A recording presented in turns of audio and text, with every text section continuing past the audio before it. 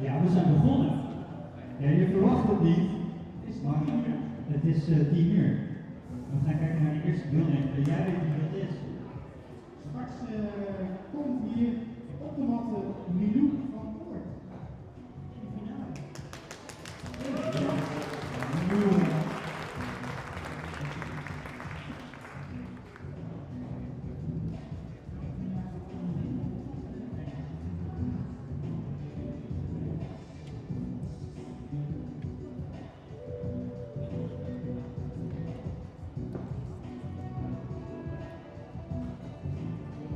The first competitor and the first bowler of these finals today.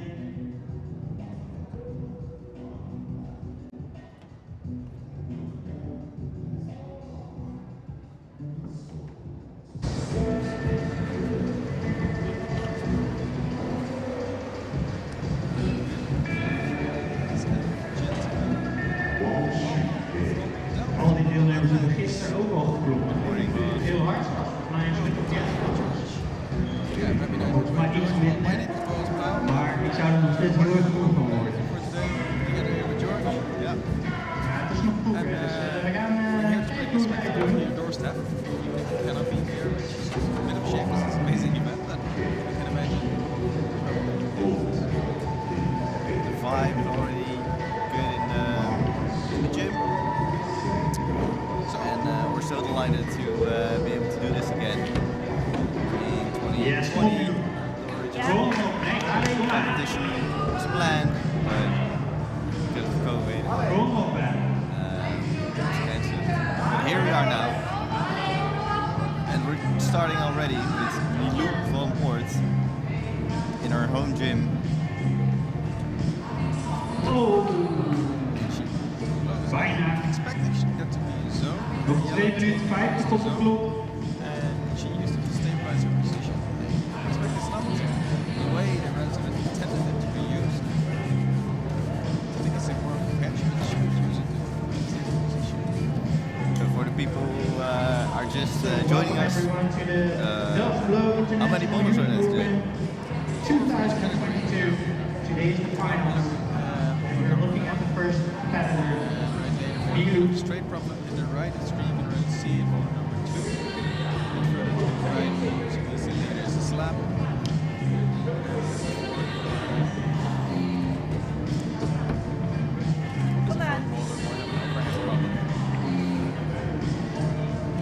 En volgens mij is Milou van die Delft bloot, toch? Dus moedig na, kom op Milou.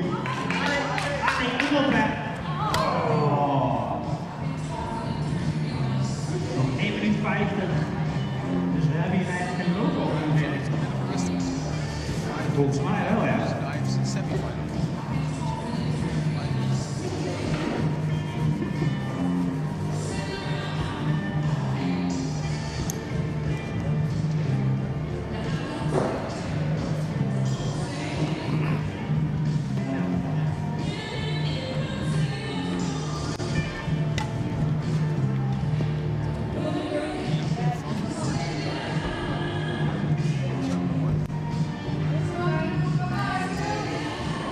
Yes, kom op.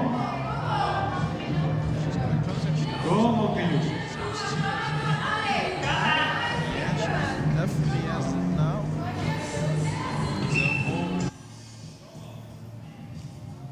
But how to move from here? Right index finger taped, or middle finger taped to be actually. Probably skinned from yesterday. What do you think, George? I think maybe she can. She's very stressed out. Maybe she can put her right foot a bit higher, so that if she goes for the left hold.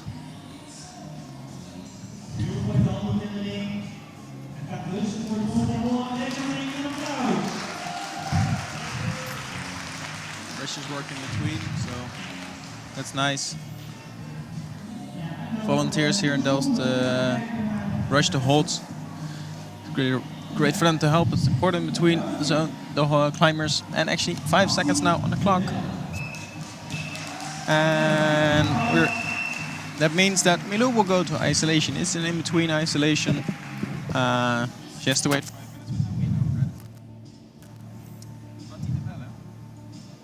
From Belgium.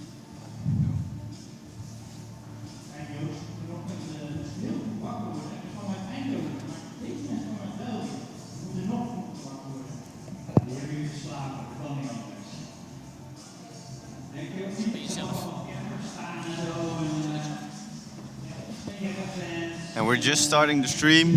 We hope everybody can hear us correctly. We had some technical difficulties, but well, real quickly, I'm George Lim.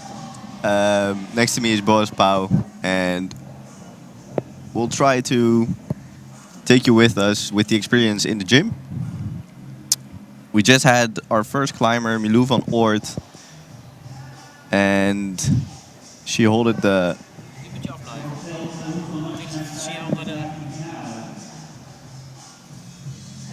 first blue hold, and now we're with Matti de Belle from Belgium.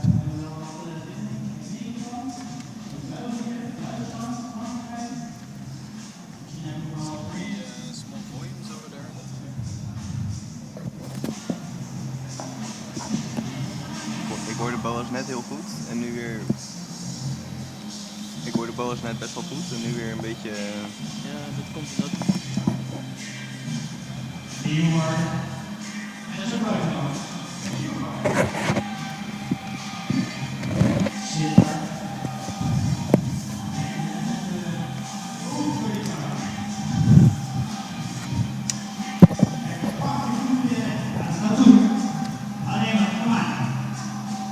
And the white holds are dual text holds.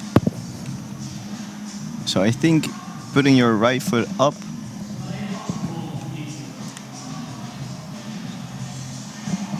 means it's very, very slippery. She's reaching for that hold.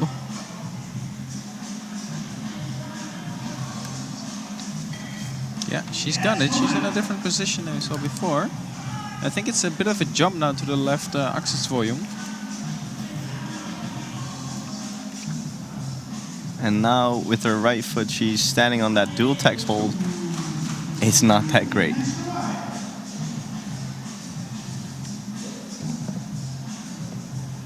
Bit over 2 minutes on the clock. I think she's got time for at least 2 more good tries. So it's a trade-off, you know, trying your best and resting.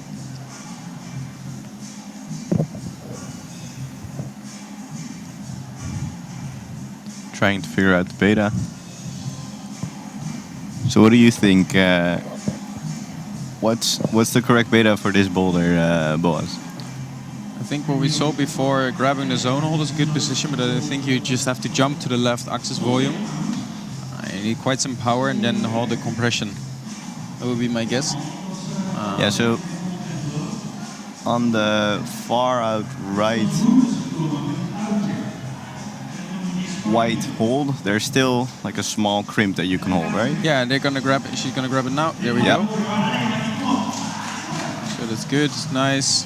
I think now, probably with maybe toe hooks, you can just now use it maybe, but I don't think you use the bottom hold, the bottom volume. I think you just bump with your right hand. Now this, put your right foot up, and it's just a massive jump to with your left hand to the big axis volume. You can see she's trying to get her foot up. Okay, well that's interesting beta. Left foot up, it might be nice. My guess would be right foot up, but might be the reason why I'm sitting here and not climbing there. Yeah. But no, now she's gonna, as soon as she releases the toe, she's gonna jump. Yeah, she's gonna follow. That was a bit of a tough position. And our timer actually stopped in the screen, so we'll keep you up to speed. We see the timer in the hall as well. That's 25 seconds left. And she's still going for it. Is she gonna try the same beta?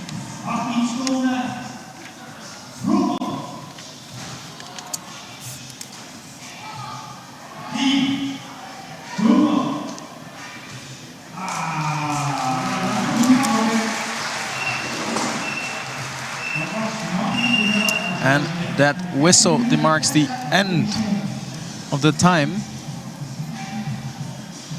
Now we're moving on with the next competitor. And Tessa Robichaud will climb in boulder number 1, and then Milou van Oort will again go to boulder number 2. In the right of the screen you can see the starting holds.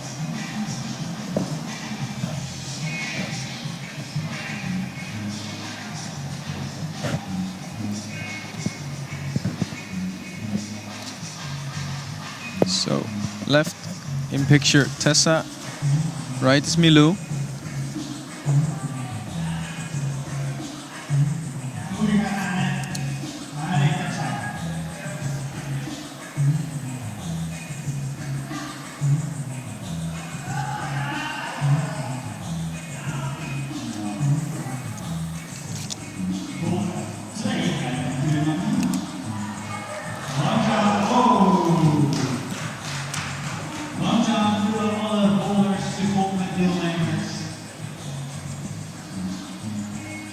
We have one of the volunteer brushers, actually parent of one of the climbers.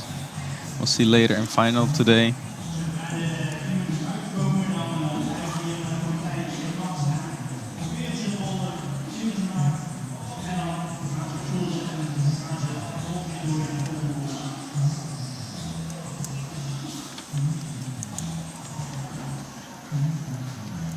Milou trying to figure out what to do, problem number 2.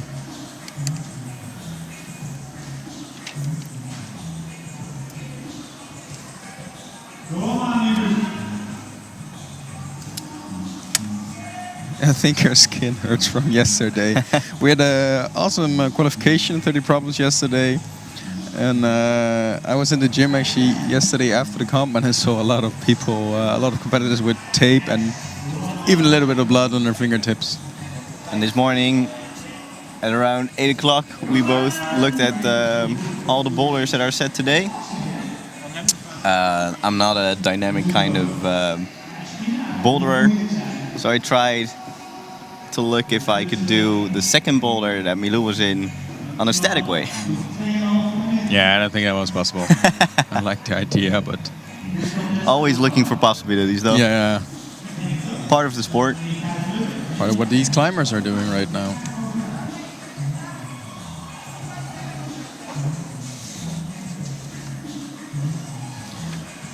Alright. So again, for people who are new with it, IFC semi-final format. George, can you elaborate a bit? How does it work, the semi-final format? For the final? Unsure? Okay, yeah. Let me just explain. I was testing you. Yeah. No, I think I can better explain, maybe given my previous background in the sport. But IFC has semi-final format, which means we climb a final, but then based on the usually on the adult semi-final.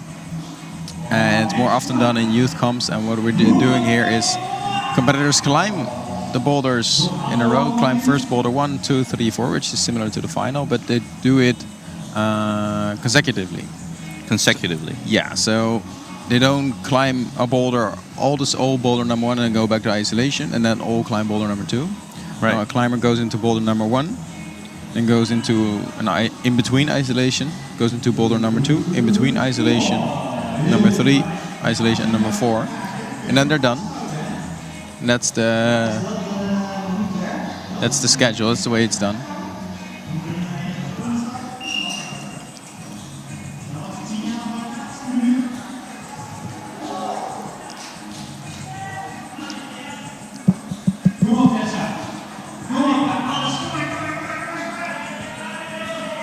And we see Tessa jump.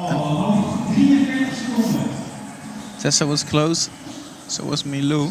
Well, she was trying to hold the left blue hole, which Milou also tried to do, but it feels more like an undercling. Yeah. So if you want to try and put pressure on that, you need to stand very high. And you need to be quite strong, I think, to hold the compression. I'd actually just go for the jump, I'm not sure. Second indication is often, there's barely any choke on it. It's not necessarily a given. Oh, she's holding it now. I'm wrong. Tessa actually makes her way through, but it's close. We just lost the timer, but 7 seconds on the clock, and that's a bummer. And there's a round of applause for Tessa. Yeah, so that means that Milou and Tessa go to in-between isolations, just explained. Matti will go to boulder number 2, and then from Hanover, Germany, it's Marie Koopler.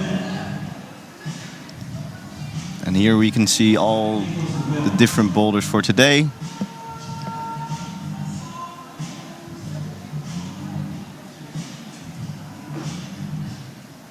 I'm very excited to see how Matti is gonna climb boulder number 2. I hope we can see it. And as I said, from Hanover, Germany, Marie Koopler qualified as 3rd in the qualies yesterday, so climbing as a 4th now. I hope their skin is still doing okay. She's immediately going for that undercling. And here we see difference in strength and length. Yeah, exactly. And you can see the left hand slip a bit. It's compression hold. It's a tough compression, the last one. Actually, there's not a lot of grip on it. No. It's twisted the wrong side the way I like it, at least. And now we can see Matti. I think she has to get her weight over her right foot a little bit more and actually fall into the next simple hold she's brushing right now. Yeah, just like we said before, you're more of a dynamic kind of climber, and I'm more of a static kind of climber. How would you approach this boulder? Nowhere near the way you do it. I would jump quite similar to what Matti's doing. I'd cross my feet, so left foot on the right foot hold. Like she's gonna show us here. And thank you for the demonstration, Matti. Like I jump like this. Maybe keep my arms a bit longer so you can swing around. I think you get more of momentum because now you have to pull from the shoulders. Whilst actually I think the speed is more in the hips and in the feet. Right. And if you pull with your arms, you're always. It's very likely you slow yourself down because you want to stay in control of the arms. And we already saw Milou and Matti. Right now we're seeing... I think this is it, the right heel. Still trying to hold the right end sloper. Marie is getting close. Left heel has to stick. Yeah, that's and that's the top. Our first stop of the day. Yeah, and that's second attempt, I think. By Marie Koopler from Hanover, Germany. So there's an advantage. 2 minutes left on the clock, which means she has a 7 minutes rest. Because right later she has another round of rest, 5 minutes. Yeah. She can rest for 7 minutes. So that's a good thing for her. And you just said you would also start with crossed legs, and we also saw Milou do that. Why would you do that? Because you cannot get as much momentum if you start on the left, because you need to move your right foot first. If you wouldn't cross, then you'd have to jump. You have to tippy tap.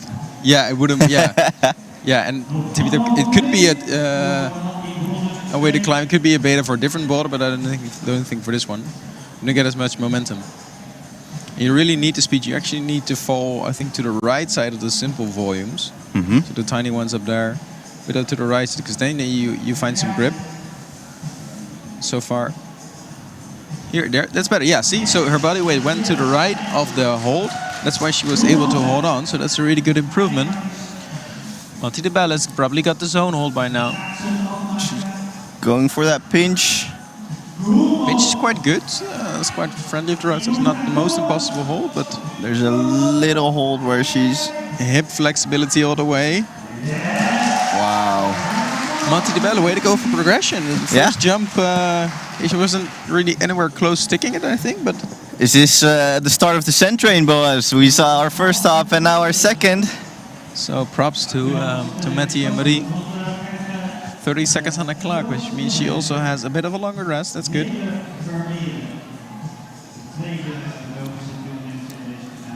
And you can see some of the climbers sitting with their backs against the boulders.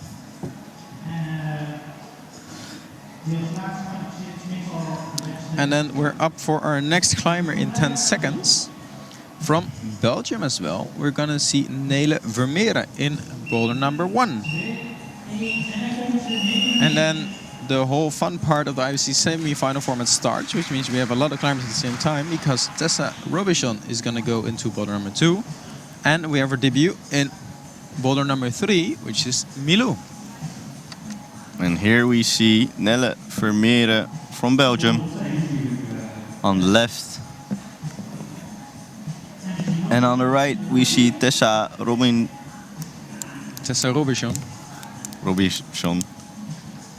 If we pronounce any names wrongly today, our apologies. We're better in the climbing aspect than in names. We already want to apologize in advance. Yeah. And here we see Nele in problem number 1. and everybody is cruising through the beginning. And then we see a variation of betas depending on your strength, depending on your height. This is what I expected. From the volume, right hand first, keep the toe hook, and then you can bump your right foot up. Oh, there we go. Bad story I had. She's not sure what to do. This way she has to get the undercling like this, but great to see the process of the climber, feeling the holds out, defining what works for you. and what doesn't work for Nele. Always learning between the sets. And here we see Milou van Oort on boulder number 3. A technical slab problem, just the way we like him. Right. Why do we like this, George? Well, then we have a little history. We're in Delft-Bloo, named after Fontainebleau. And boulders like these with only friction, balance, we see them a bit less often than all the running jumps, coordination jumps like boulder number 2. And we spoke to the setters and they told us that they wanted to have one boulder that is defined on friction, defined on balance, instead of all the Olympic throwing and jumping. Yeah, the climbers really need to get their footwork in place here.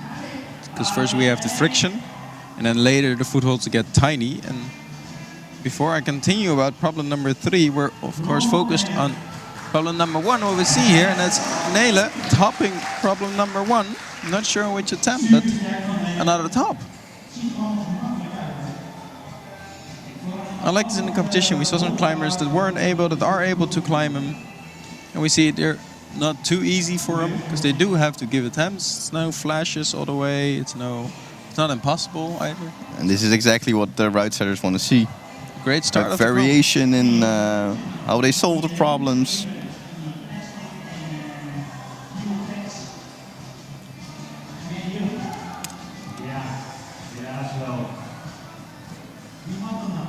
And here we can see boulder number 2 again.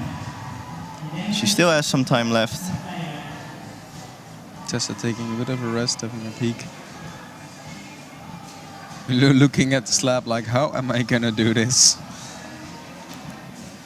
So we can already see the black tape on the right side. So you're not allowed to hold the red on the right side. And next to all these big footholds, there's no extra holds for your fingers. So it's all about balance. Yeah, a lot of it is in the ankles and in the hips. Actually, keep your hips close to the wall, means your weight's in the wall. And the ankles keep the foot positioning right, so you do get pushed in the wall. But if you stand too high, which is of course the classic thing to do with beginner climbers, pull in your heels all the way so your toes are just very pointy, then you slip on these. Exactly. So you need to keep your heels low. She's moving slowly but surely to the right. And I think you have had the hardest part if you can lean into the right wall, because you then get the compression. But she's one step away. Yeah, there we go. You saw that? She actually lost her balance, but by being able to lean, she could regain it. Looking at the time, only 17 seconds left. Could be enough for a zone hold though for her. Milou, come on. And wow. Seems like Tessa was close, but no top for her, I think. Great effort by both climbers. And it's time. That's the end for now, and that means that Matti is gonna go to problem number 3. Marie is gonna go to problem number 2, and we have a new climber from the Netherlands, Bibi Hamers, in problem number 1.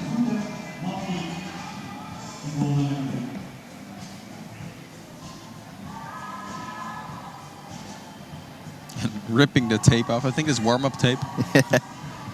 But let's hope she doesn't need any more later today. With all these new holds, the skin gets damaged quite easily, especially after climbing the qualifications yesterday.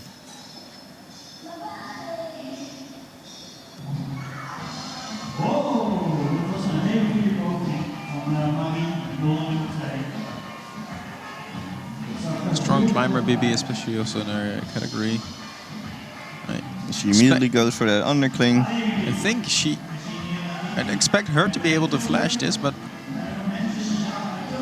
so far looking strong. BB definitely looking strong. Oh, left hand is on the arm though, you see, so she loses the, but she fixes it. You lose the reach, but she does have to finish this, and she's actually strong enough to do it on a toe hook. And that's our flash for BB. And that's an advantage in 2 ways. A flash, which means less attempts, so better score, and second is a long rest. And here we can see Matti from Belgium.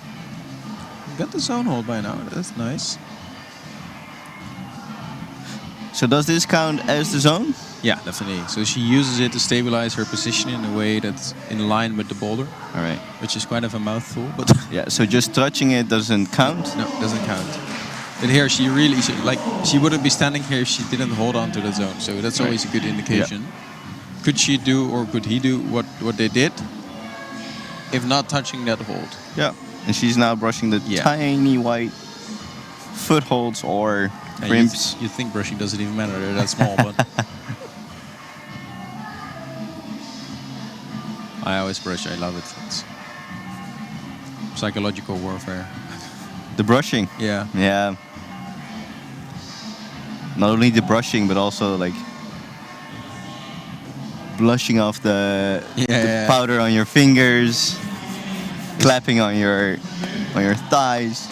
Funny that most climbers have these habits. Some are similar, but some have really odd or funky habits.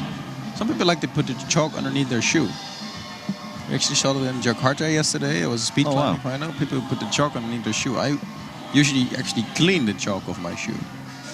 But I don't know why you would do that. No, I think the rubber has the grip, so I wouldn't either. But in every sport, people have their habits. Superstition. There's this, I don't know what his exact name is. Okay, by the way, did you see that? Matti fixing her shoe in midst of the boulder? Both shoes. Both shoes, there we go. Just taking her time. I love the control, Matti, way to go. Like we said, chalking up. Yeah, this is the boulder I'd bring my chalk back for, or at least chalk in like my pants very bad. So that you slap your legs and then have another chalk. But yep. There we go, way to go. So, I mean, George also already mentioned the black tape, but actually the meaning of the black tape is they cannot hold anything past the black tape, so they cannot use the red. Using it as a side pull or as something for your toes. And that's the famous whistle. 1 minute on the clock, should be enough time. You can see how tiny the footholds are, and that's are. 50 seconds. I think, yeah. She's going for another go, but we just saw her touching the black tape with her toes. Yeah, interesting. You can actually touch the black tape. You can use anything that the black tape is on, but you cannot use anything past the black tape. So you're allowed to touch the black tape. Yeah, but I wouldn't. It's quite slippery. I mean, the wall is sanded, so there's a lot of friction on the wall, and the tape's slippery. So that's true. You can choose to, but I personally wouldn't recommend it. And she's just cruising through the beginning now. And she's already at her high point from her last go. Yeah, 12 seconds to go. She's fast. She knows 12 seconds to go. Just go and grab the white hole. Just go for it. Go for it. The muscle memory doing its work. Come on, Matt. And She was close, but just not close enough. Great effort by her. Definitely, and that's the end.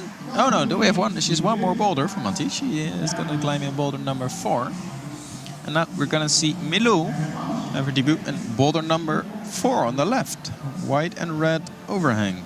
And the route setters were very interested to see this category try boulder number 4. It's a bit more physical. And they were wondering how this category would handle that. I was going to say she already has a different beta than I expected. I expected actually to keep the start toe hold, and then reach with the left hand, and then just jump and grab with the right shoulder. And here we go. Nice jump by Nele. Looked actually quite easy. And you can see these young climbers getting better and better at these dynamic movements. Because of the Olympics, because of the new style of bouldering the youth has grown up with, they're very good at these coordination kind of boulders. And here we have our top by Nelle Vermeeren from Belgium. Meanwhile, we see Milou van Oort in boulder number 4.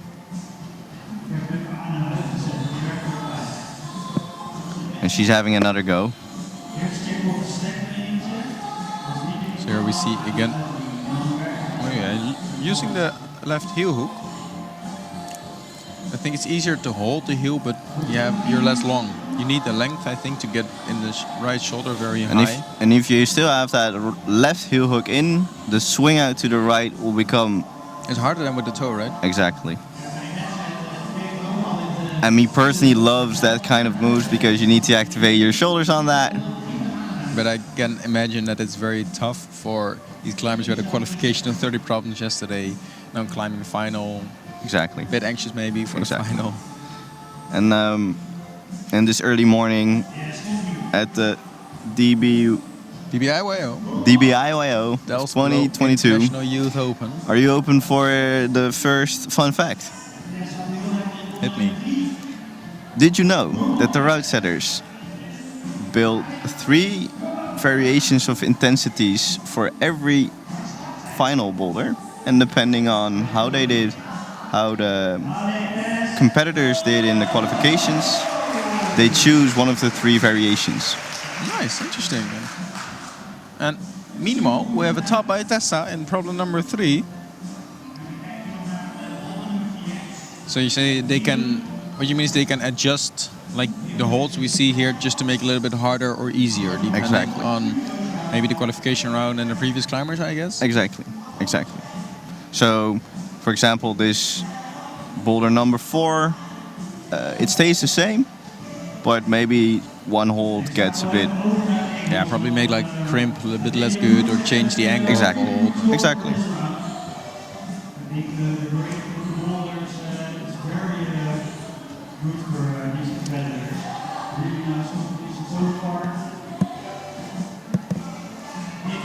And here we go.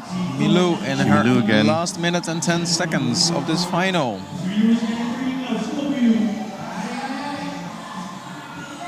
Trying to put that toe there. It was actually nice. It seemed to work for her, but she's looking at her fingertips the whole time from boulder number 1 until boulder number 4. I think she has left less skin because of yesterday.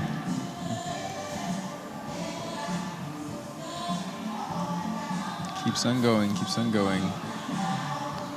Come on, Milou. Hold it. Nice beta she figured out for herself. She's trying new things. Actually got a bit closer, but shaking off again.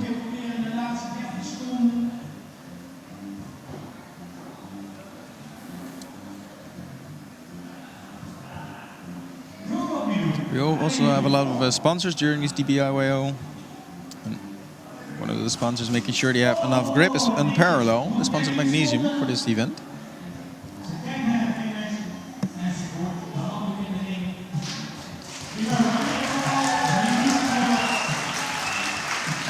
that's it. Thank you, Milou, for your show in this final. Way to go. And then, actually, we're gonna see the next category, which is the Youth A Female category.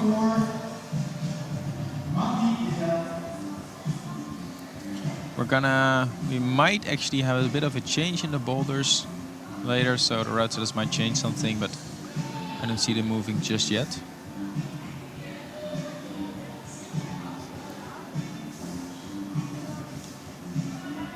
And we see from Belgium, Matti in problem number 1. And then Marie is in problem number 4, I mean, so it is problem number 4. Marie is in problem number 3 and Bibi is in problem number 2.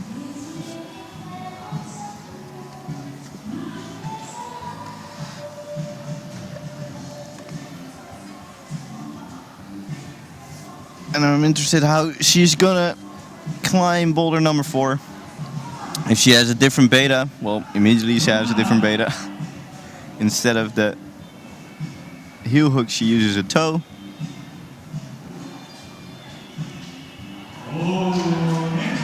She's trying the strong method. Trying to figure out which body tension she wants to have. And this And is we- new. This is not what I expected. But Definitely didn't expect that. that's awesome if this works out, but didn't. And I think we just saw a top from Bibi in problem number 2. Yeah, I saw a smile. That must Yeah. be a top. And it was a fantastic show of flexibility by Matti. By Matti. I'd love to see this work out, by Yeah, the way. I'm very curious. I hope we get to see it again. I don't see the route setters, so I would have wanted to see their faces, see like if they expected this. And right now we can see Marie Kupler from Hanover, Germany, in the slab boulder.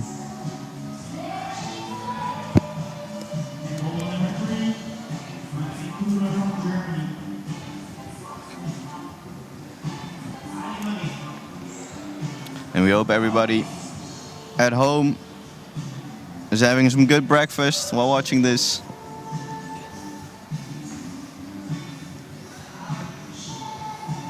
Trying to push on the left.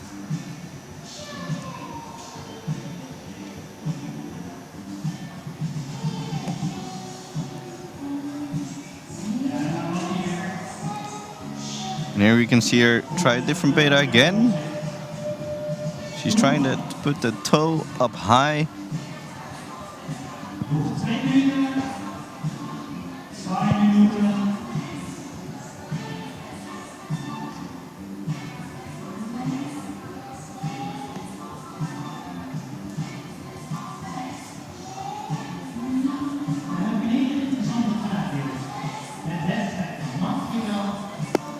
Wow, look at this. We can see both climbers now. And I think she's gonna try it the way we read the boulder on boulder number 4. Yeah, but I loved her beta. I mean, getting the... But from there, how do you get to the right side? Doesn't matter. Doesn't matter. Just step by step, move by move. I mean, I actually thought he was pretty close. You'd have to grab the right up, but I think it's too bad to actually hold the tension, but... I do love the creative thinking she had. Marie close to the zone hold. And that's the zone hold for her. 1 minute left on the clock.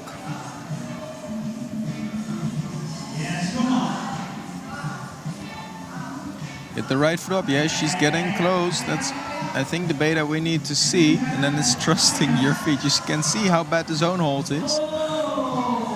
And even the white hold on the left is not that good. 40 seconds left on the clock. Looking at the clock, chalking up, going again. 35 seconds. We saw it was just a little bit And this, too less for Milou before, or I think it was Matti who actually was. and this is one of the things I love about slab climbing. You can see the muscle memory just working his way up in the body. And this is interesting. She skips the last hold, making it easier because she has the length. She can do it. And in less than 5 seconds, she's up there to the right again. But yeah, And now 5 seconds left on the clock. I don't think it'll make a difference. That's a bit of a bummer. Great effort by both climbers. Still haven't seen a top in boulder number 4. Seen some great innovative betas, but we hope to see more.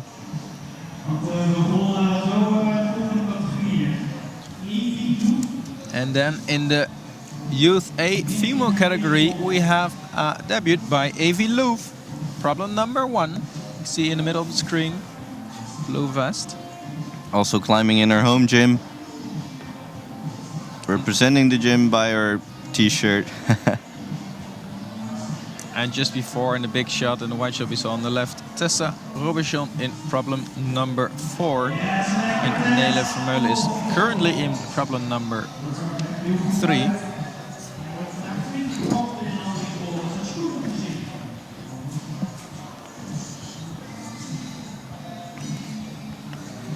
And we can see Avi Loof trying to figure out what her way is up this boulder.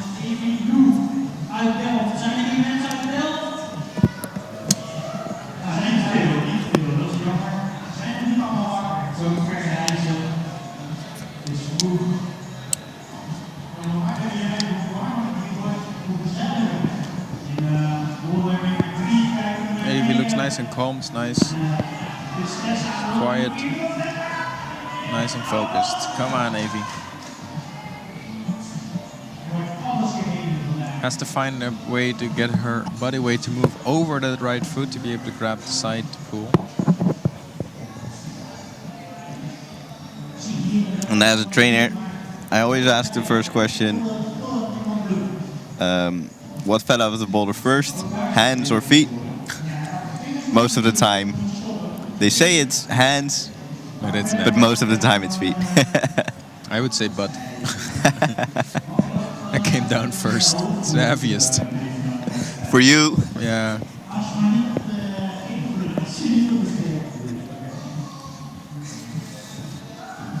And Nele in problem number 3. Actually, making it look quite easy. Nice foot control. Here you can definitely see how small that left hold is, where she puts her feet up. Using a side of the zone hold her paint, and there we go. That gives her the advantage, and you have to commit across, and she does it. Nele Vermeeren sends problem number 3 and has a bit of a rest now. That's good. Quite a good score for Nele now. And I hope we get to see boulder number 4 again. Yes. Here we can see Tessa Robinson.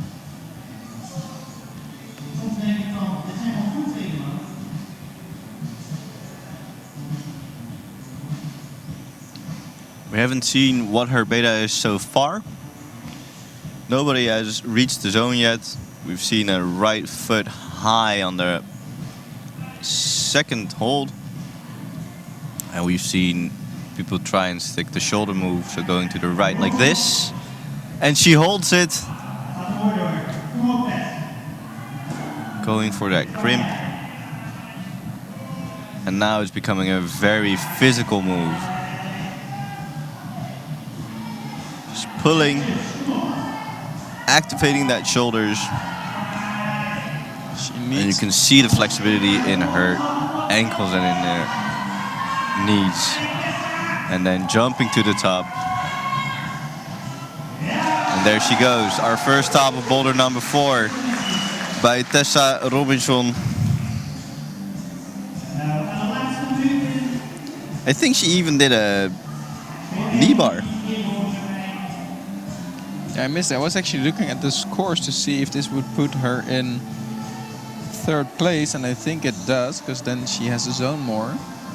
But if Nele has a zone in the last problem, then she's gonna get surpassed by Nele.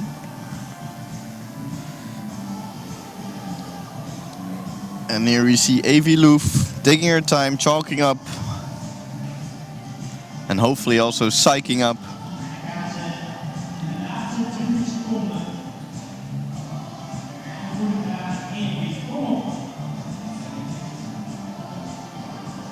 And not quite figuring out how the starting position works for her. And she makes a strategic decision to take her time and not put in another go. Why would you not give another attempt? Could be many things. Could be saving skin. Could be saving energy. But most likely, I think that you guess that your chances of topping that boulder are quite low compared to the benefit of resting. I would say that's the most important trade-off. You could always argue, well, if you try really hard, do you then have a go? Yeah. But we saw Milou van Oort already struggling with her skin in her boulder, so I get, after doing the qualifications yesterday, that you want to save some skin for all these boulders. Yeah. Here we see Noor Witte in category of Youth A female. Yeah, before we finish our first story, our last story, she already almost topped this boulder. Exactly. Going for a powerful move. This was actually the beta I thought it would be. I like the previous betas we saw. It was more controlled the previous betas we saw. This was the thing beta I thought it was. And we saw the switch in difficulty for the Youth A and Youth B. The Youth B are in general a bit smaller, and the beginning went better for that category so far. It's more, you have to fold more if you're longer. Exactly. Folded. Your center of gravity is closer to your legs and arms if you're a bit smaller. I can say from experience. And Marie is actually holding on to the jumper problem number 4. Meanwhile, Bibi in problem number 3, the slap close to the end hold. Trying to figure out where she wants to put her hands. Marie was close in problem number 4, and meanwhile, Bibi cruises through the slap. Probably not her first attempt, given the time, 2 minutes 50 seconds, I guess, but I don't know. We'll see in a few minutes. And almost bumped in the camera, forgot her scorecard, but now goes to the isolation zone in the left of the screen. And even though we started early in the morning at 8 o'clock, slowly but surely the crowd is stepping into the gym. Amazing preparations here, so many volunteers today, and actually not even today, already yesterday and weeks before prepping all this. Also have some sponsors. You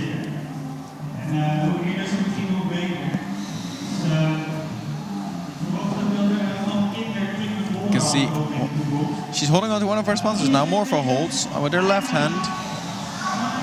Amazing voice, thank you Morpho Holds for sponsoring this event.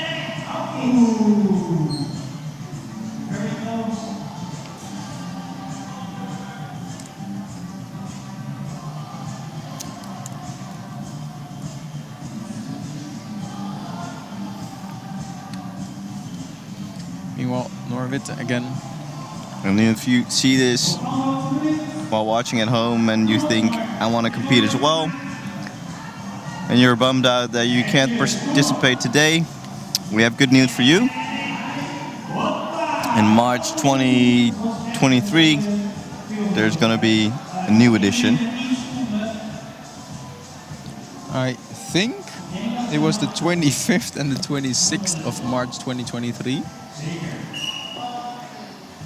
But it's probably already posted online, or at least in the unofficial channel, so... March 2023. Definitely tune into our live stream then, or even better, join in the gym or as a climber. But if you say, I want to be up front and close to the climbers but not participate, you can always be a volunteer. We really need them. Amazing help rushing out, help with the judges, help with the cameras. Or experience how it is in the isolation. True, yeah, even that. Right at the screen, Noor Witte. Only one move away, and it's very powerful for her, that shows. 20 seconds remaining. I think she's gonna leave it there as it is. That's it. Noor Witte goes to the isolation. Same for Marie. She was close, but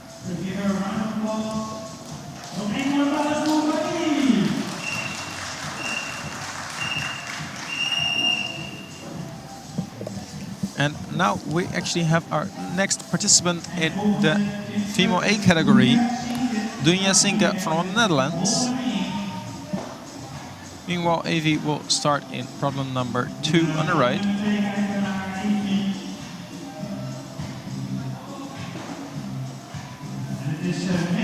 Dunja climbs in Amersfoort.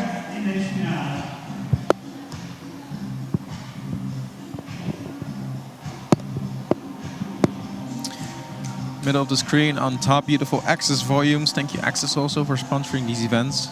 Access has grown quite large as a company. I think I was somewhere random place in Luxembourg, and I was in the UK before, and actually every gym I go to I see the Access holds, and I like them. I really like them. They're strong, durable, but shaped really well, both ergonomically and very nice to climb on.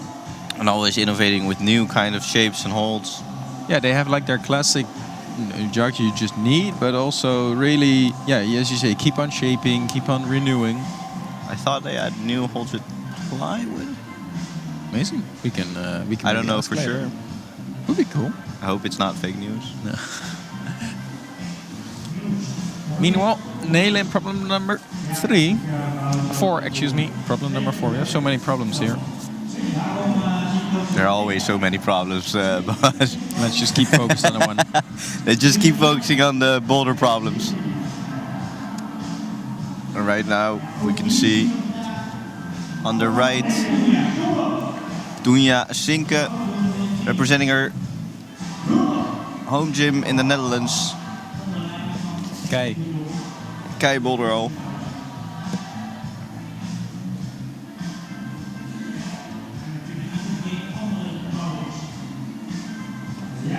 And meanwhile, we see one of the last competitors from the Youth B category on the left in boulder number 4, Nelle Vermeeren, sticking the shoulder move. But then you're not done. Then you have to do another shoulder move. But nice with the knee bar, as you said before. Just turn your hip in. Way to go. But now it gets powerful, because now you have to let go of the knee. Then everything comes into the left hand, and you cannot match. Well, She just tried I would to... say you cannot match there, but maybe she thinks otherwise. Maybe she lacks a bit of the power just to pull from her left shoulder, so she wants to do it like this. But I think in the end, I think it's harder if you try to match and then go on, because then your left hand is in a wrong position. You can't really pull on the first to last hold. Yeah, you're right. I think with Tessa Robinson, when she holded that knee bar for so long that she can reach all the way up to the left side. Meanwhile, we see AV, the category Youth A, AV in boulder number 2, AV Loof. Yeah, what I find interesting, by the way, in the first problem is that we saw more tops in the Youth B category than we see now in the Youth A category, it seems. Yeah.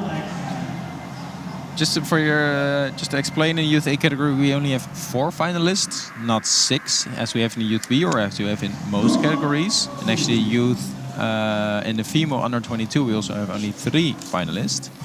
That is due to the number of participants, because it's a lower number of participants. We didn't want everyone who participated to go into the final, so that's why we reduced the number of finalists just to keep it a proper competition for all. So Youth A finals only have 4 climbers. Here we see one of them, Avi Loof, starting off today. Same as we saw with, I think it was Milou or Tessa actually. No, Matti came out first, that's why, sorry. I just get my memory straight. You see the difficulty here is getting the swing and actually getting the hips over the volume, because that's where the body weight is. And Avi's still smiling, having fun, good. and that's very important. I think she was progressing though. I think this last jump was her best so far. She got... And I think the reason why there are less competitors is it's still in the Netherlands. It's the end of the climbing competition season. So I think that can play a role. But like we said, in March 2023, there's going to be a new edition of the DBIYO.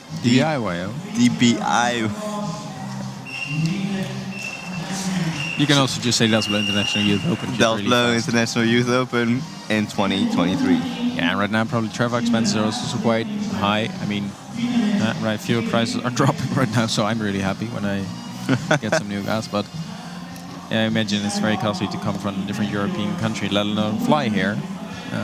But maybe if you plan far ahead, you know now, if you plan already for March, it might actually be cheaper. So, and of course, if you need any help fixing accommodation, Delft is very willing to help you on your search here to find a good place. So please feel free to reach out if you have any questions. Left in screen, Bibi Hamers, last climber of the Youth B female category, and in the middle of the screen we see Frederik Kirstens, the last climber of the A category, starting this final. And like you said, here we see Bibi making good work of the shoulder move. Yeah, I think she mixed up her hands, but corrects herself, so that's nice. Also trying to match that tiny hold and going for that one. And I think we can conclude that Bibi has won this final, that is for sure. A round of applause for Bibi. Making quick work of all the boulders. And you can check the live score on the NKBV website. It was 2.shiftf5.nl. And if you are a bit confused about what I just said, yes, it actually is a website, was2.shiftf5.nl. There you can find the competition score. Yeah, so typing out shift, not yeah, you don't have to. Yeah. All right. Good point. Yeah. So I think those were the contestants from the B category. The B category, the female B category.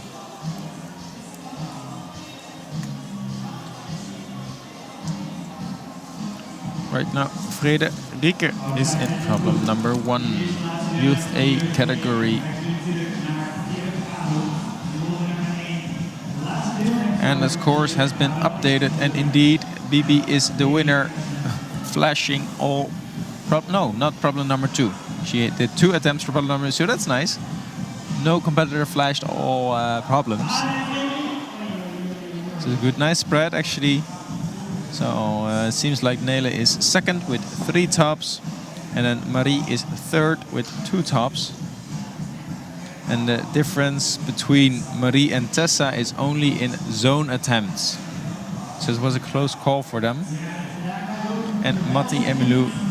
Here we go. We see the scores. Thank you very much. We appreciate this. Bibi in the first place, as we said.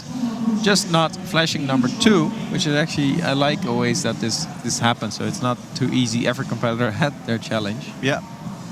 Nele in second place and Marie in third place. And actually, as I said, Marie and Tessa is just separated based on zone attempts. Right. As with any IFC final, if the scores are equal in the final, we always look to count back in the previous round. So whoever scored better in the qualification round in this case, but the score is already different, so no need for that. And here we see Frederike trying to put the heel on. And you saw how important that was. Meanwhile, some inside information.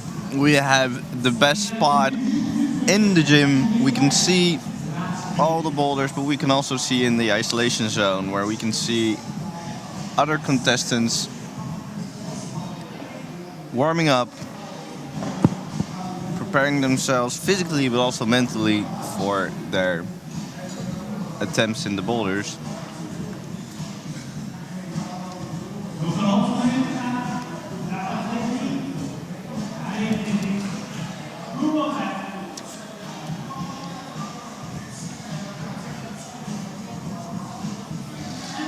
Frederik in problem number 2. She's the closest we've seen from the Youth A category.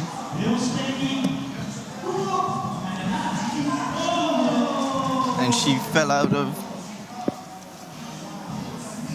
the last move 4 seconds on the clock, not enough. So not a top and probably number 1 in the Youth A category, which is quite surprising. I think we saw 3 tops in the Youth B category. Yeah.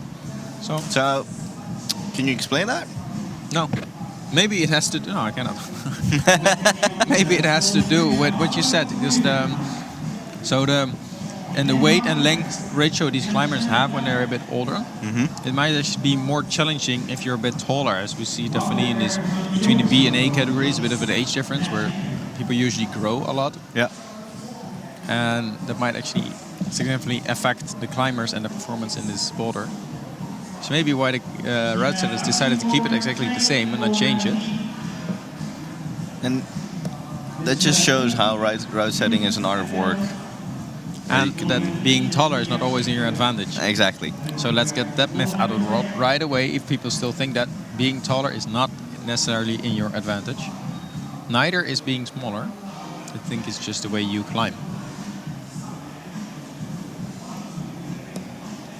We just saw an attempt in boulder number 2 by Noor.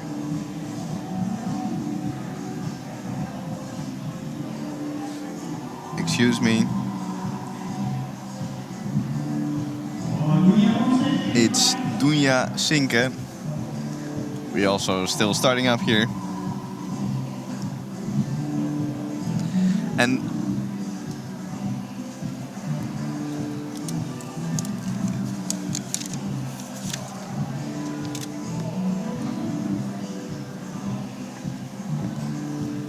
here we see Avi Loof.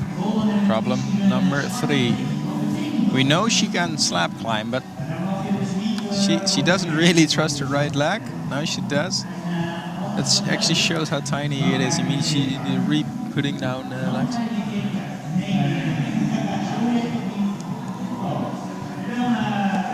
So can you tell me, we just said category female B and category female A. What is which category? Yeah, so the good point actually, categories are based on age and year of birth.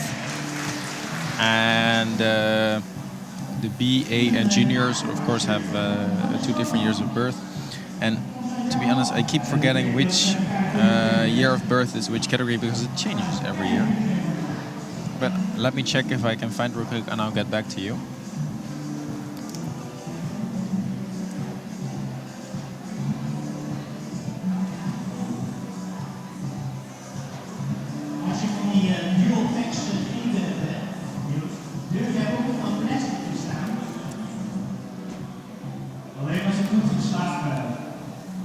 Avi trying to find her balance in number 3.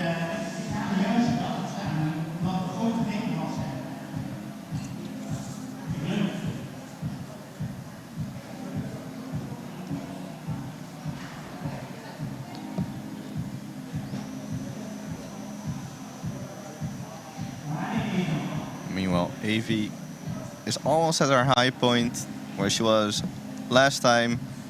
Tippy tapping on her right foot means that she's not trusting that right foot.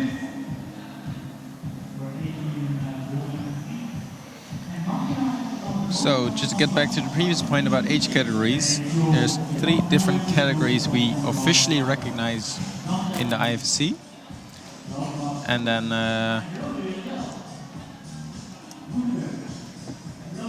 Youth B is 14 to 15 years old. That's the Youth B category, so it's 2 years. Then Youth A is 16 to 17 years old, and the juniors is 18 to 19 years old. These are the officially recognized categories by the IFC. And of course, we keep by the IFC rules, so that's why we have them represented here.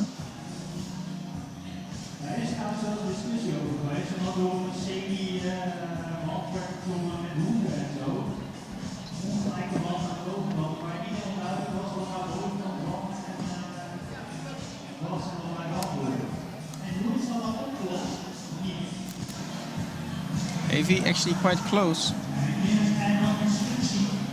Still smiling. That's challenging though. I think she's gonna go for a rest.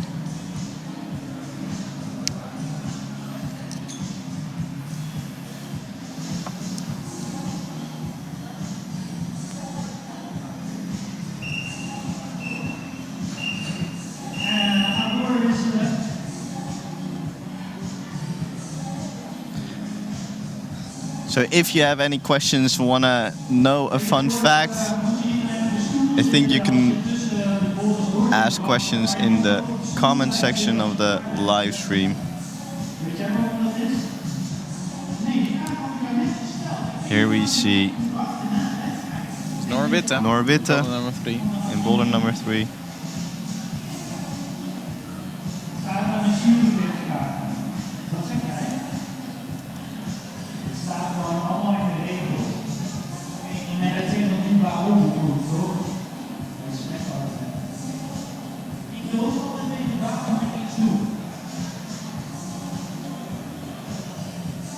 And also skipping that third hold, staying low, and already pushing out to go to the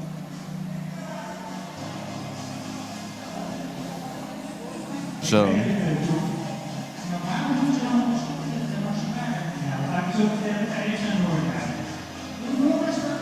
And Norwitte on the last problem. On problem number 3, and not the last, excuse me, but she just tops this now. Way to go. And then we have another climb with Fredrik almost, and then she does it. She tops problem number 2. So those 2 quick tops in a row. And always glad to see them smiling if they either top it or not, so that we can see that they're enjoying the journey. And essential people in this competition are brushers, all volunteers. We already want to thank them. And we can also see the Woodstock being used, one of our sponsors, for brushes.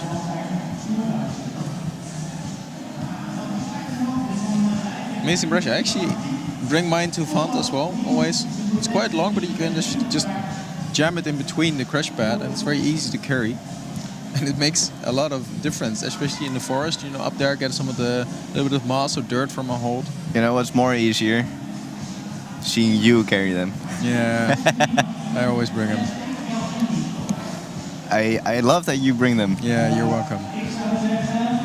No, but I definitely recommend checking out the Woodstock brushes. Really good brushes. You can also see them at international level in gyms all across the world, but also quite often used at IFC events. And here we can see all of the sponsors that made this. Not even all, but a lot. A lot of the sponsors that made this competition. Yeah, so X-Cold, Axis, Watahia, Morpho and unit holds are of course all different types of holds we see on the wall, and the Woodstock, as we just mentioned.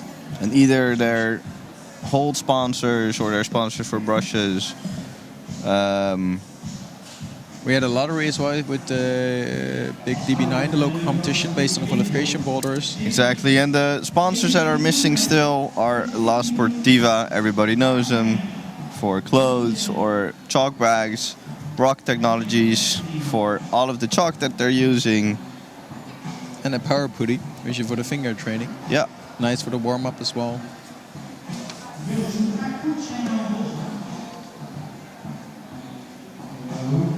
And here we can see the competitors for juniors U22 female. And a U22 means under, right? Under 22. And I actually talked about 3 categories before. I said Youth B, Youth A, and Juniors. Youth B. Youth B, Youth A, and Youth Junior. Yeah. Oh, sorry, I think Youth B, Youth A, Juniors. But right now we see a Juniors under 22. What does this mean, George? Could you elaborate? Well, glad that you're asking. But normally this category doesn't exist. But like we said at the beginning of our stream, the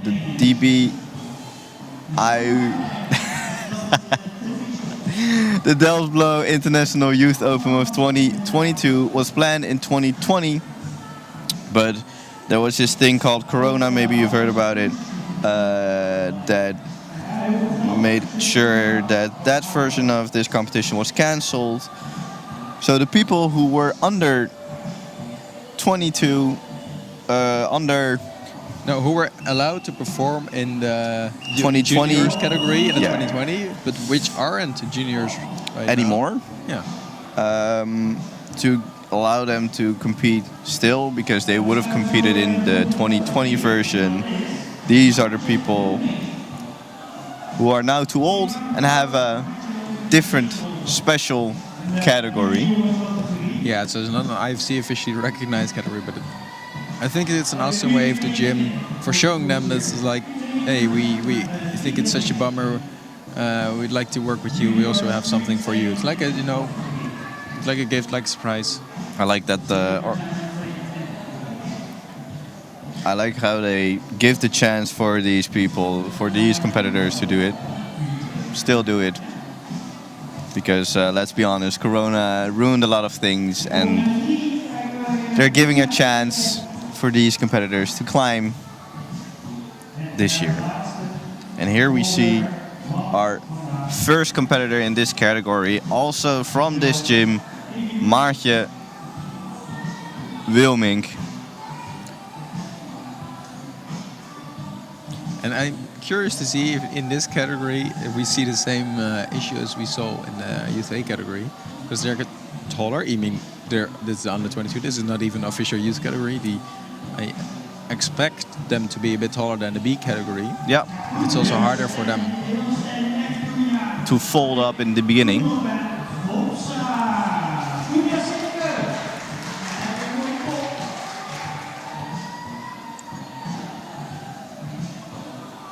Maartje trying to figure out how she's gonna fold herself in the starting position. How does that feel as a tall climber, to fold yourself that way? It's a good feeling if it works out. Because it feels harder. And then if it works out, it's really cool. But I think it has more to do with like hip flexibility, which is great. A big issue for many people, of course. Like folding, you can easily fold if you're tall, but most of it is in actually the hip flexors, the psoas, the flexibility of the ankles. Yep. And let's get that myth out of the way today. Being a tall climber doesn't mean that it's easier. Even sometimes it's harder. Like here. Maartje struggling to find her way through the first move.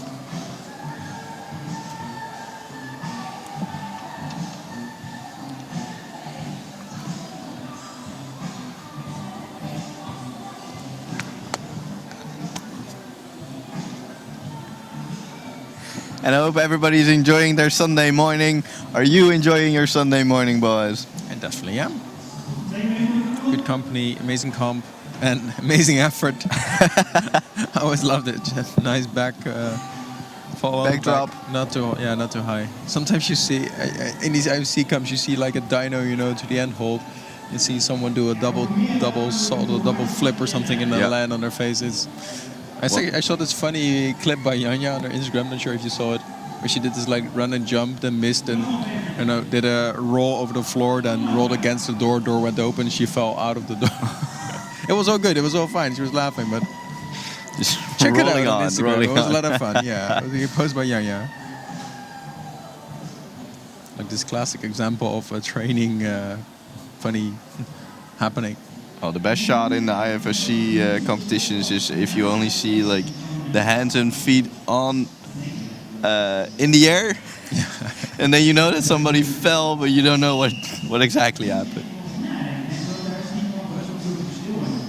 Maartje trying a different way with a heel hook on the right side. She got closer. I thought she reached the hold. It's just already. Maybe she just didn't that pointed enough. The problem I think with this one is that her left foot is on the left side of this volume. You don't see that hold.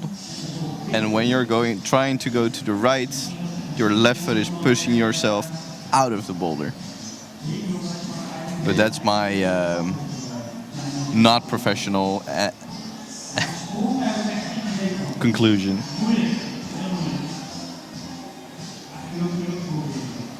Looking at the skin, 13 seconds on the clock.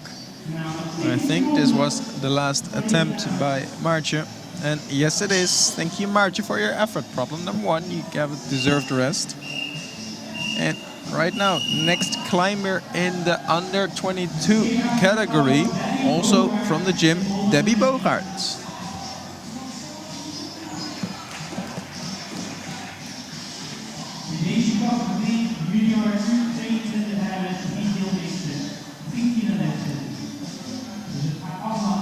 First trying to figure out, read the boulder,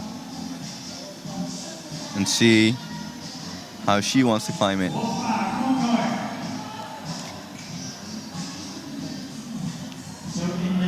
Chalking up. Maybe finding some way to get through the first start. And here we see Nora Witte topping boulder number 4. And given the time, 4 minutes 10 seconds on the clock, probably her flash attempt.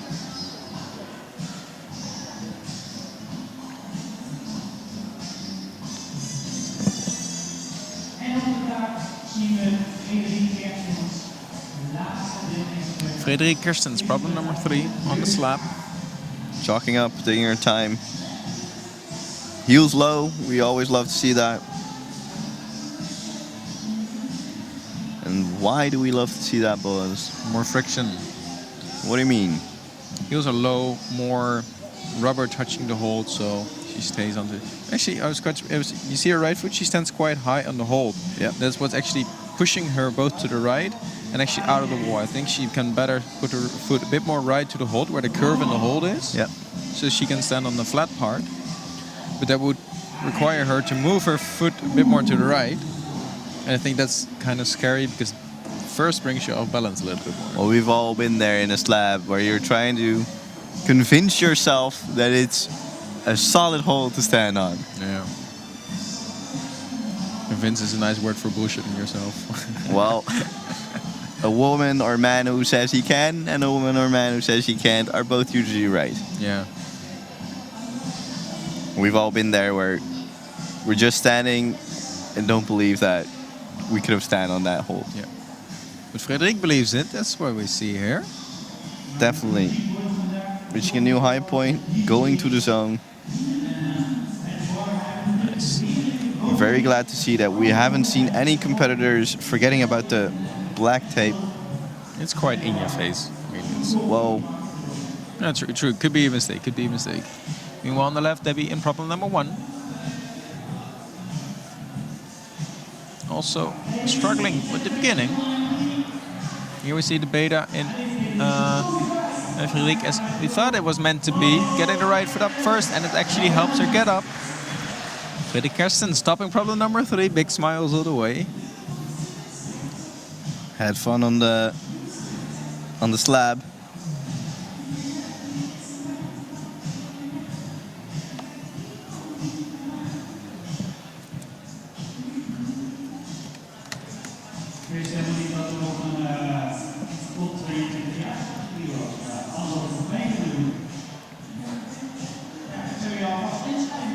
Debbie taking her time to rest.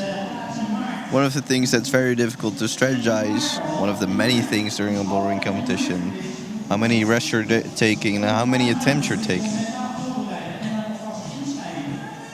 And going for a different beta.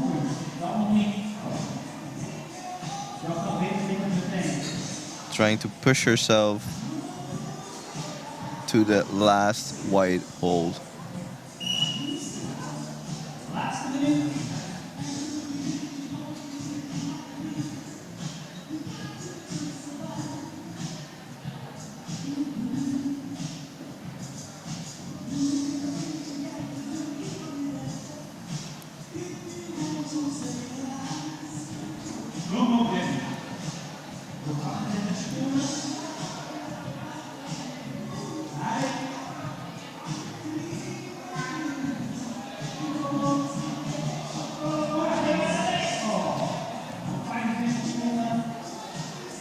I'm glad to see Debbie still smiling.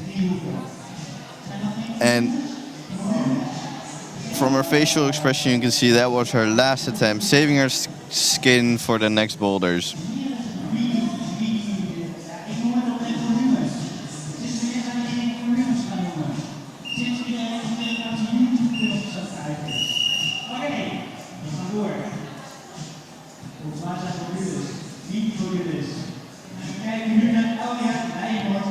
Now we can see the last competitor of our category, Elja Leijenhorst.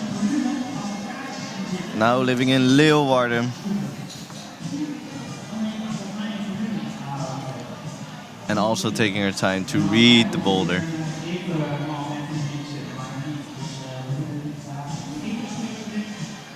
Meanwhile, Maartje is starting on boulder number 2.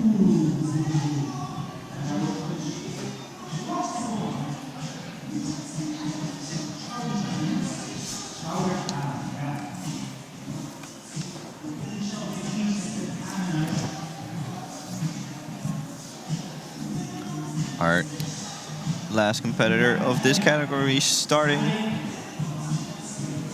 Also trying the heel move that Maartje did. She manages to have that last white hold. Seeing a new beta using her height, using her length. I like this. Trying to push on that boulder. It was a nice toe, by the way.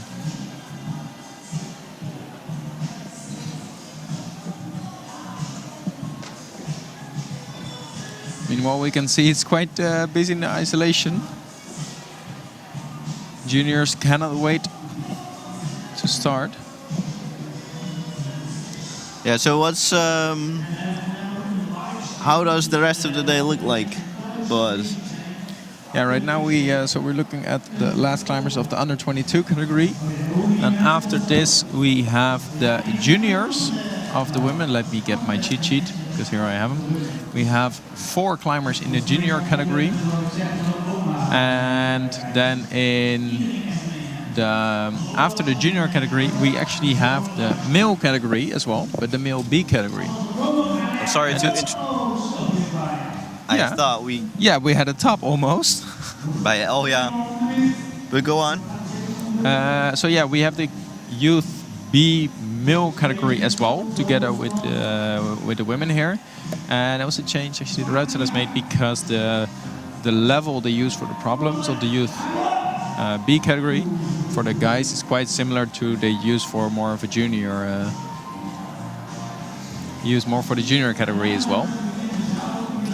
And so that's why they choose to put them together with the women and not with the afternoon, because then they have to change too much, which makes the competition a bit messier. Yeah, so after this category we still have the juniors from the females, and then we have the male competitors.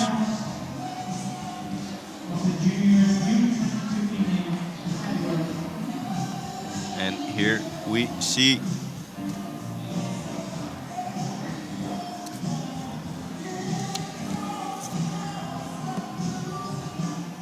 Dunja Sinke in boulder number 4 and Maartje Wilmink in boulder number 2. If you want to see the results of the last categories, you can see them on DBIYO.nl. Thank you. And Maartje sticking the run and jump move. And this is exactly what we talked about before. So you have to get your body weight over the volume and actually grab them. And actually, I think they adapted this boulder number 2 a tiny bit. And she's going to the hold that wasn't there yet before. A small screw hold where you can put your feet on. Yeah, using it, but actually still not topping, so that's a bit of a bummer. But just 45 seconds on the club might be enough.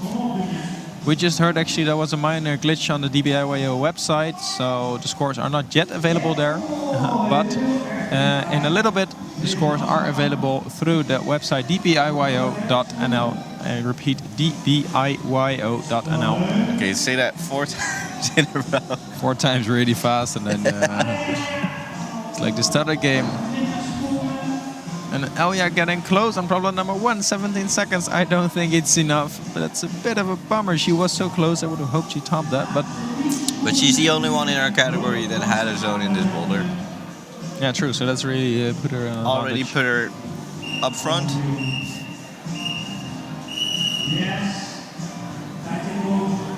And here we see a ladder coming up. Nicky van Bergen, former Dutch champion, lead climbing, international climber, and she's good. She had quite a right now she's the coach for the youth team, the youth national team in the Netherlands. And Setter, an owner at the gym, the campus in Den Haag. No, Setter, right? Setter in the gym.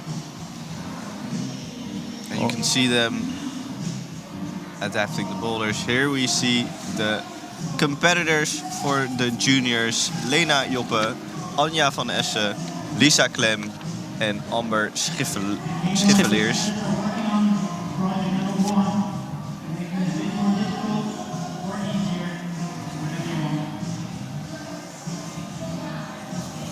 And there is gonna be 2 rounds in between, so 2 full rounds before we're gonna see the juniors. So we have some time. And right now we heard that the website is updated. If you go to the DBIYO.nl, I repeat, DBIYO.nl, you can click on results and you can follow the live score. DBIYO. You can see the results there from the youth B category. And I think the youth A category as well already.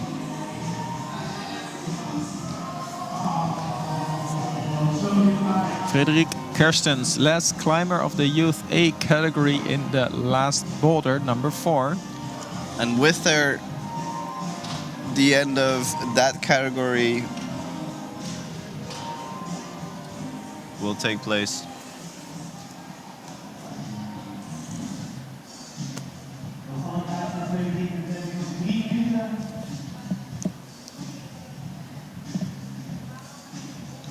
Allez, Frederik, come on.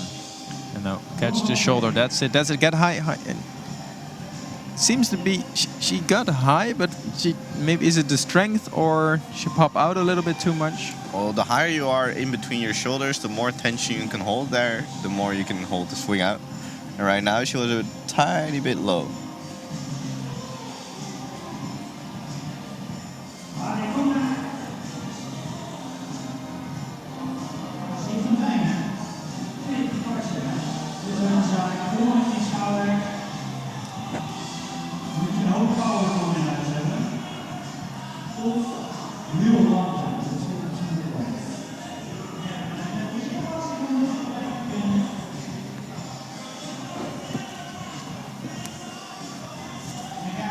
Frederik Kerstens getting close, just not being able to get the swing. Meanwhile, we can see Debbie, problem number 2, making her way through. Right foot up, and hip flexibility is our discussion today. I hope she didn't hit her knee. I don't see anything. I don't see any blood on the hold, so that's a good thing. Doesn't grab her knee, so I think it's all good.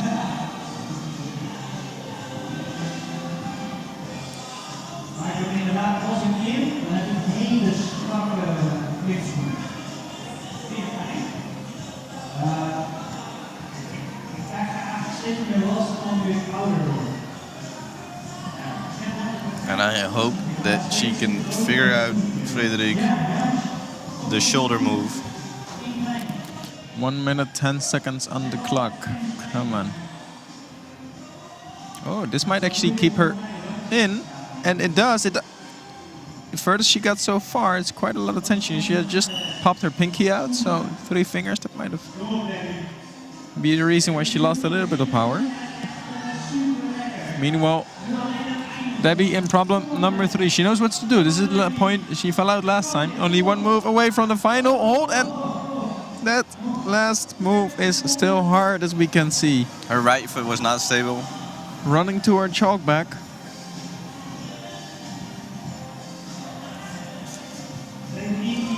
Meanwhile, Frederik holding the swing. Come on! And in the background we saw Debbie already sticking the running jump again. But she's gassed out for now. Sweet though to see this progression. Frederik making her way through, trying to get up with their last powers. And this is what I enjoy about bouldering. And just a tiny adjustment with that toe gives her more advantage to hold that swing. It's all about tiny adaptations. Tiny adaptations it is for today. And that means that we have our score of the Youth A female. It'll probably pop in an image for you as well at home in a bit. But you can already peek on the website through our DBIYO.nl link. DBIYO. It seems that Dunja has placed herself in the third place, Frederik on a second, and Noor Witte seems to be the winner of this round. Let's wait for the official scores to confirm. And on the right side of your screen, you can see Maartje Loewijk in boulder number 3 and Elja Leyenhorst in boulder number 2. Also starting with cross legs like everybody's doing, just like you said, Boaz. Nobody's doing the tippy-tappy move.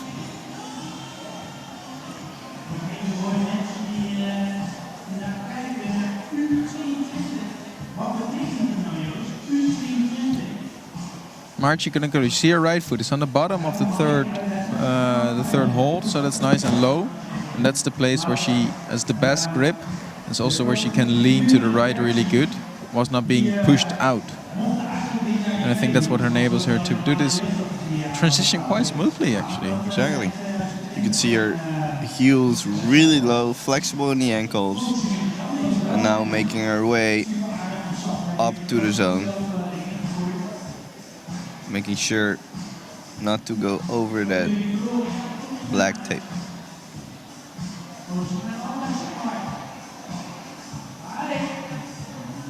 Standing very solid on those tiny holds. Talking about confidence, I mean, impressive. And easy. easy comes, easy goes for Maartje. And that's the top. It seems like she was doing a warm-up. I think I saw her climb like this in isolation, you know, doing this warm-up boulder. It seems like beautifully to see how she performed.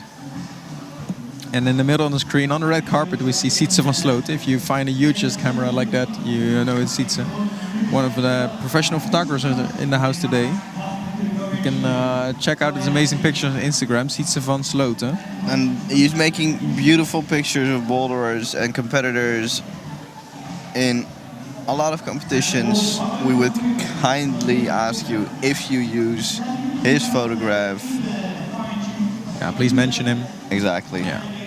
And meanwhile, Youth A category scores are final. Dunja Sinke in the third place, Frederik Kerstens in the second place, and Noor Witte in the first place. Actually, quite a nice spread again. I see differences in tops, zones, and attempts. I mean, this is what you like to see as a setter. Yeah, and even if Frederik and Dunja climbed the same boulders, but the attempts are totally different. Yeah. You see that? Amazing.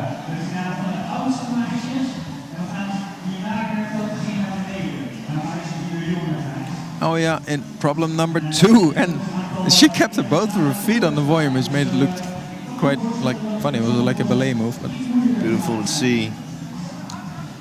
Using all of her strength to and go to that left hold. Come on, left hold and just holding on tight, pinching that left hand. Come on, using all of her strength. Push from the legs and yeah, breathe. Getting her legs up.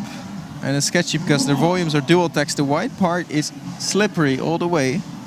So the purple parts are sanded, but the white parts are slippery. You can see actually the reflection on the pinch hold. Yep.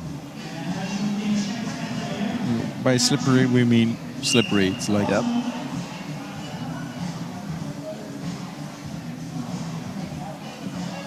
But quick display of power by Elja. Definitely. Just jumping to that left pinch and working her way up. And perseverance as well. Exactly. 40 seconds on the clock. Could be enough for a top. Smart of her not to get back immediately, but just take a rest, take a breath, and then going for it all the way. This is it, Elja. This is it. How her feet stays in the wall. Using less power this time. Learn from her last attempt. Close. This is what you want to see. Just holding that, holding that. The heel we saw before, that was the trick before. 5 seconds on the clock. Beautifully done by Elja. well deserved. I mean, perseverance, coordination, learning ability. And seeing that smile, yeah. I hope she enjoyed that as much as we did. Everything came together there at that moment. That was perfect. And now we have our first competitor of the category, junior females, Lena Joppe from Hanover, Germany. She also boulders in Escaladrome, Hanover. She's bouldering since she is 8 years old. I wish I was bouldering when I was 8 years old. Meanwhile, Christoph, one of the route setters, already grabbing some holds. I think they're gonna change the pinch. Is it? The pinch in problem number 2. Yep. Meanwhile, we can see that the setters are working to change boulder number 2 a bit. Oh, Lena Joppe, problem number 1. She grabbed the zone hold. I think it will be given to her by the judges, but I'm not sure yet because It's her first international competition. sweet that she's in finals then. Exactly. Amazing.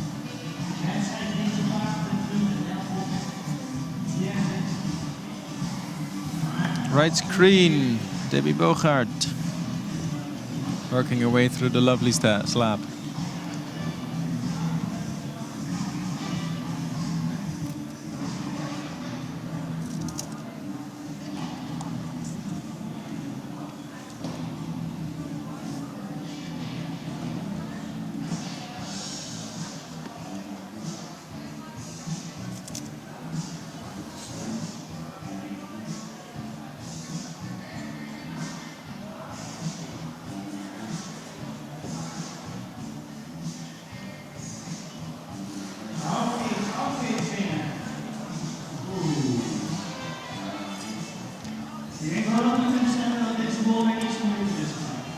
And we'd like to thank the people from Hanover who came compete during this DBIYO. DBIYO. I'm sorry. And Debbie trying to figure out if she can leap. And she can. And she can. We saw some climbers do it before. Skip the third. Yeah, big hold's not the volume. I was gonna say volume, but third foot hold.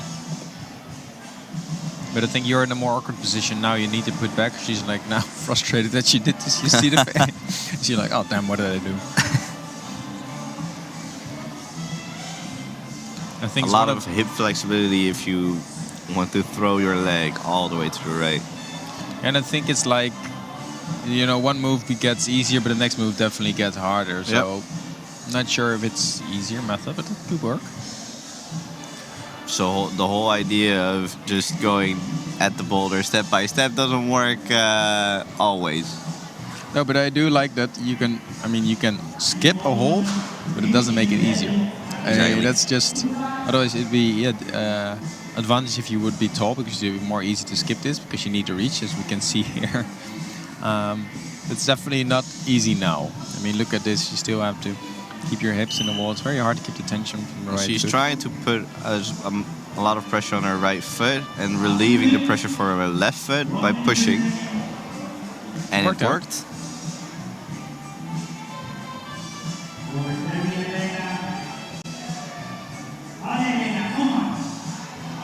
And Anya trying a dynamic move.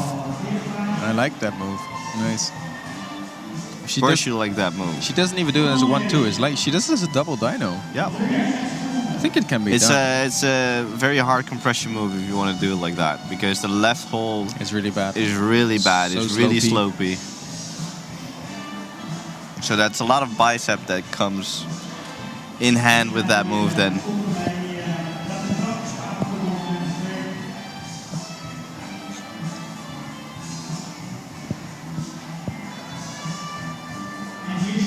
3 seconds on the clock means we're basically done. And then we're ready for our next competitor, Anja van Essen from the build in Netherlands. Right now we can see her in problem number 1. Is the build not the place where they always see how the weather is? Yeah, it is. Yeah. It's the central of the country. So for the international people from other countries, the build is where they do all the weather measurements in the Netherlands. That's why we're fascinated. Fun fact number 2 of today. Yeah. And unlike Lena, Anja, and the other competitors in this category, Amber and Lisa, have done a lot of international competitions, at least 10. In 2019, Anja also competed in the DBIYO, and that was her first competition in the Netherlands. Right now we see Maartje trying to stick that shoulder move. Move and everything was good. She just didn't keep the tension, so she didn't stay high. But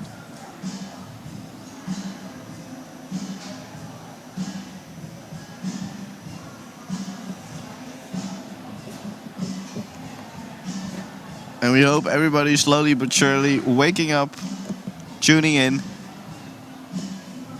and having fun watching the competition like we are. Maartje can almost reach that hold while sticking the toe.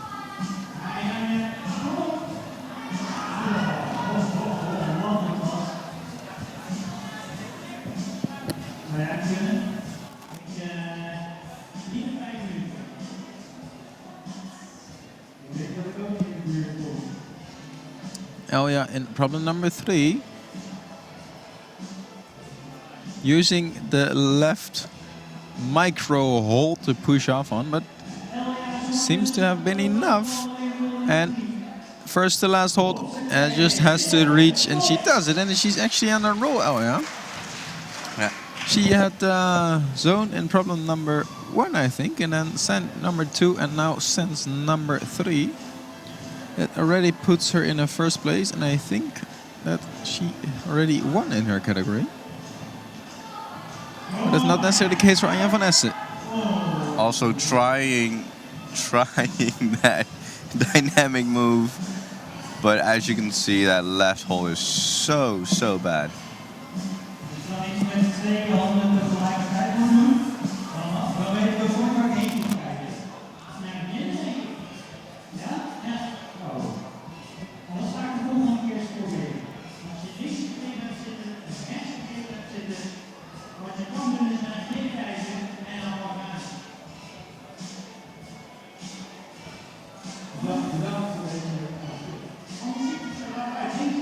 Maartje Wilming, problem number 4, and on the left side, Anja van Essen, problem number 1. You're getting closer though, but... And this is a really interesting thing that the competitors have to do. Once you figure out a beta and you think it works for you, are you going to stick for that, or are you going to try a different approach? Then again, you don't want to try 10 different kinds of approaches. It takes too much energy. Exactly. So sometimes you just have to calculate, this is what I want to do, and go for it. And I think that's exactly what Anja is trying to do right now. Yeah, I haven't seen a beta change in her attempts on these boulder yet, so... There's only 1 minute left. We see the beta that you wanted to see, Boaz, again by Maartje. Trying it, but I think it's so hard. I don't think you get any much further. I think the left side of that hole, the left side of the left hole, Yeah, way to go, nice, yeah. is worse than the right side of that hole. Yeah, probably, but... So that's why it makes it difficult to try this beta. It just looks like a cool move. She's still trying to do it. Still looks cool. I mean, this would also been a way for the Routers to like, put a 360 in it or something. But. And can we see if she can hold this and just slipping with that left hand? Getting close. It's a bit like helicopter, you know. Not a bit. not as much, but she had a bit of a spin coming up. but it's referring to a boulder in Fontainebleau where the swing out is so bad that it's called l'hélicoptère. Yeah. Because your feet basically make a helicopter move. It's like a helicopter without the tail rotor. You know? Yeah. It's like what a helicopter would be without a tail rotor. That's what happens. If you don't know what happens if the helicopter doesn't have a tail rotor, Google it. Well, If you're interested, go to Helicopter and blow, but bring 5 pads at least and some spotters. Well, fun fact, Boas also tried to do this, a dynamic kind of boulder, and didn't enjoy attempting that either. Meanwhile, we see Lena trying to figure out the beta. Right now, she pushed herself to the left when arriving on that. And we can see the rest has made a change here in the top right where the competitors have to jump to. Yeah. There's a volume less, which makes it a ton harder. Yeah, because the right volume that is now gone was the hole that most of the females of the different categories went to. Yeah. And on the left, competitor now, Lisa Clem, starting from The Hague. Making quicker work of the beginning, and it's good to see that with this different category, the beginning and the beta of the beginning is very, very different. And we see where Aya kept doing the jump from down below. Lisa actually makes her way up stable, just as we saw in the B category. But her left hand is higher. Yeah, but she didn't have to jump like Aya did, and then it didn't seem that hard. Okay.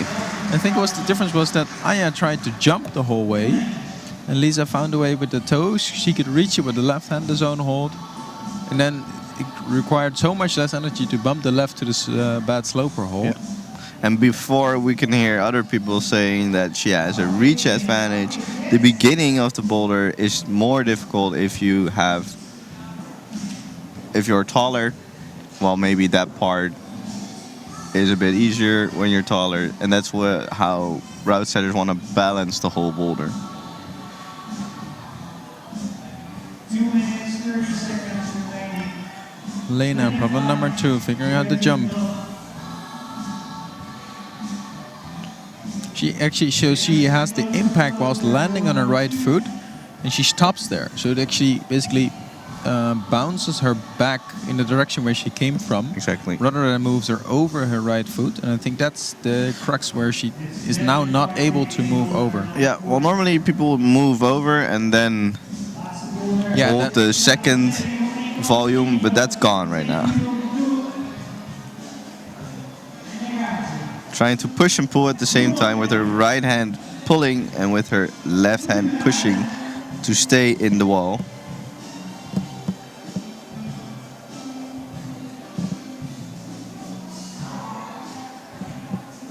And are you ready for fun fact? For another fun fact. Are we not going to count? Are we just? I think it's number 4 because number 3 was the build. Maybe let's stop counting and just Okay, just another fun fact is that the setters mixed with each other how they set the route. So one setter set the beginning and the other route setter set the end of the boulder. And then you get a creative art of work. So you don't have one person's style in one problem. You Exactly. have a mixed way. And then, of course, they readjust it with the whole team. Yeah. This probably ensures creativity and diversity within the boulder. Meanwhile, Debbie getting close to the shoulder move, but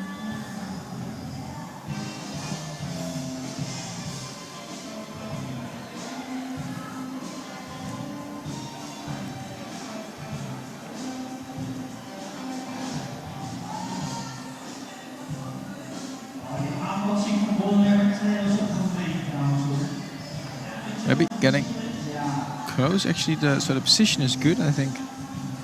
What we see from a lot of climbers in the IFC competition, especially with the adults, is that these kind of swing moves, they do a bit differently. There's a bit of more advanced technique, where you keep your body quite close to the wall, but your legs swing out backwards. Yeah.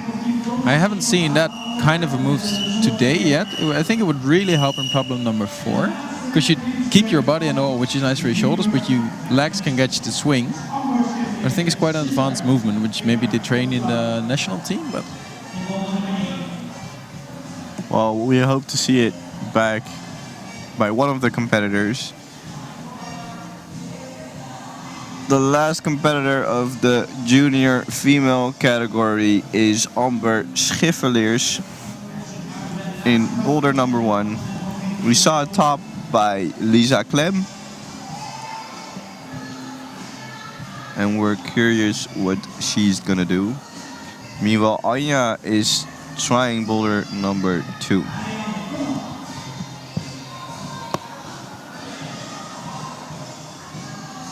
See what Amber's plan is. And same as Lisa, also with the toe hook. Anya was jumping there, that's made a difference.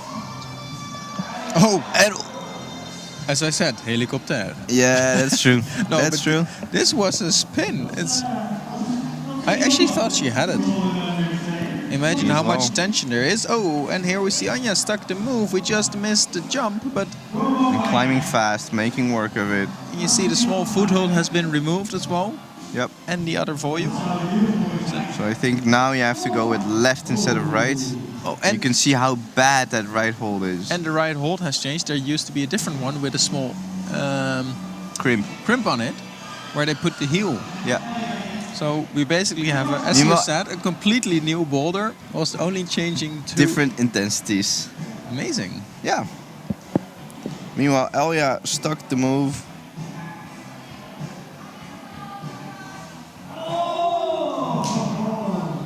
And in boulder number 4. Heard some dramatic sounds coming from problem number 1. In the corner of my eye, I saw Amber dropping out from the jump again.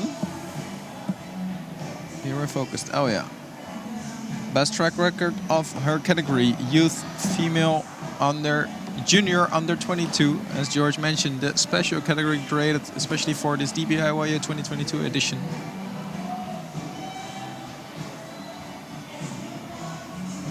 Taking your time to rest, breathe.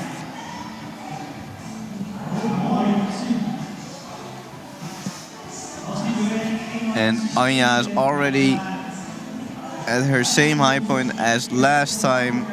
Trying to put her heel on this time so she can go with right. But her heel drops out of it. I was gonna say I think this is it, but apparently it's still not easy. Again, the Woodstock brushes, amazing brushes, helping us clean the holds today. And thank you for these volunteers. Check them out, the Woodstock brushes.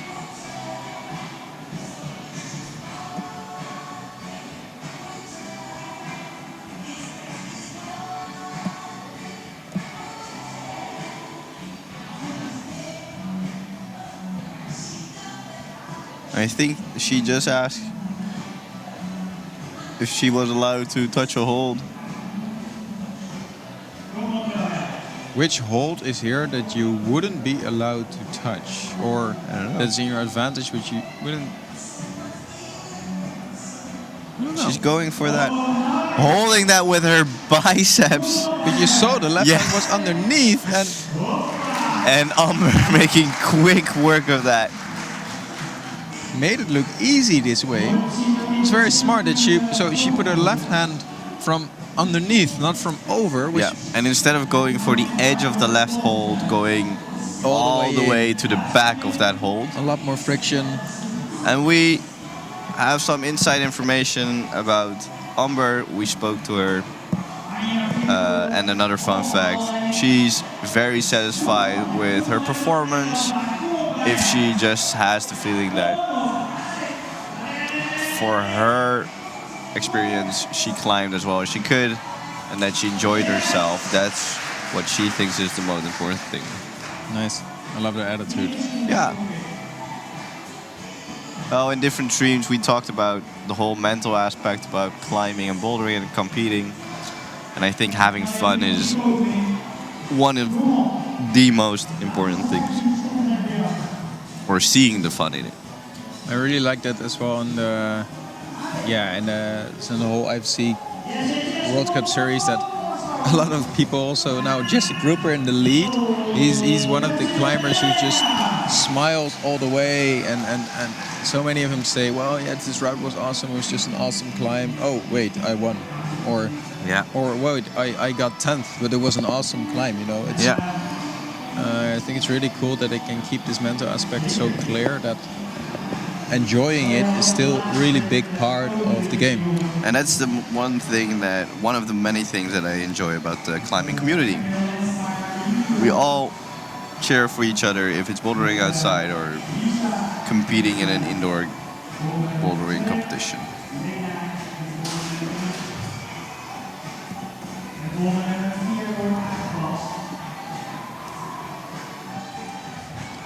Meanwhile, Lena wanted a bit of a...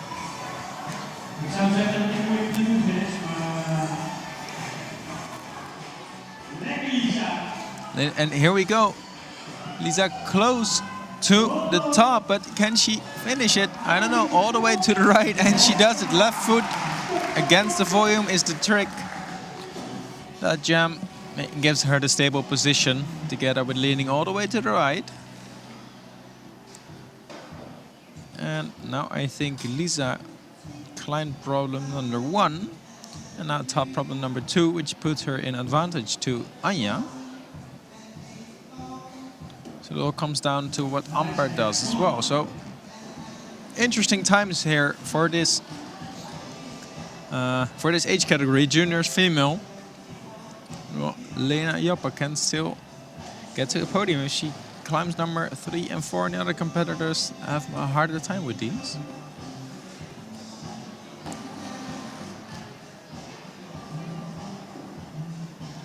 And Lena as well using her length and her advantage.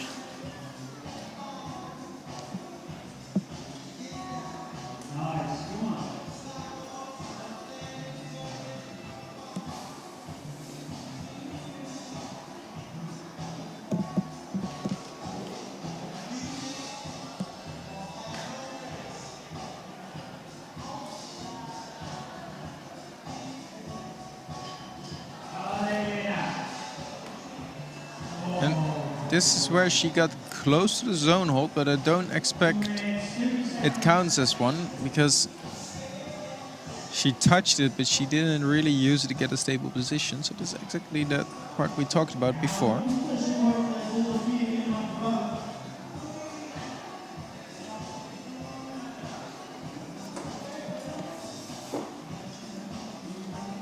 Beautiful boulder, really about balance, footwork.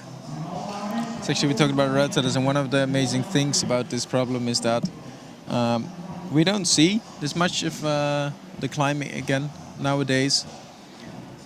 And this is basically what it comes down to, you know, the quality of the footwork. If the quality of your footwork's not good, you're gonna miss out on all the problems. If the quality is really good, which you can test here, you're really gonna see it in the other problems, and you can use it to your advantage. One of the setters told us that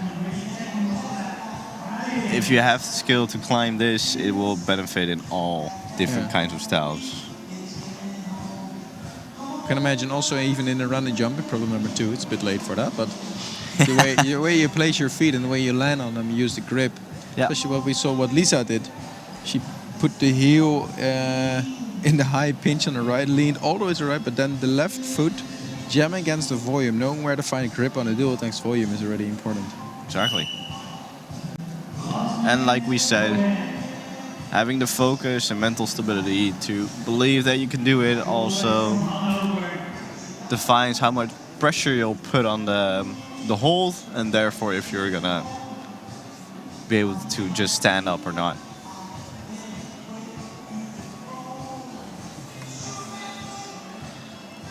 Meanwhile, my colleague Boaz is enjoying some food and drinks, and we hope the rest of the people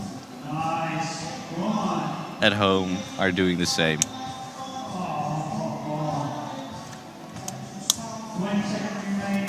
Yeah, we need to make sure the throat works all day. Because we're excited, we want to be here all day. We need to be able to talk all day.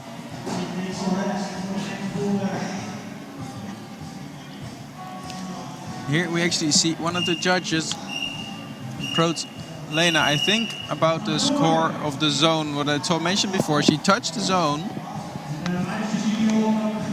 but I didn't expect her to be awarded her. I think she asked the judge, Onno is a more experienced judge in the Dutch competitions as well. I know, and he's a good judge, and I think the zone isn't awarded to her. Must be a bit of a pity, but I'm tempted to agree with the judge in this case.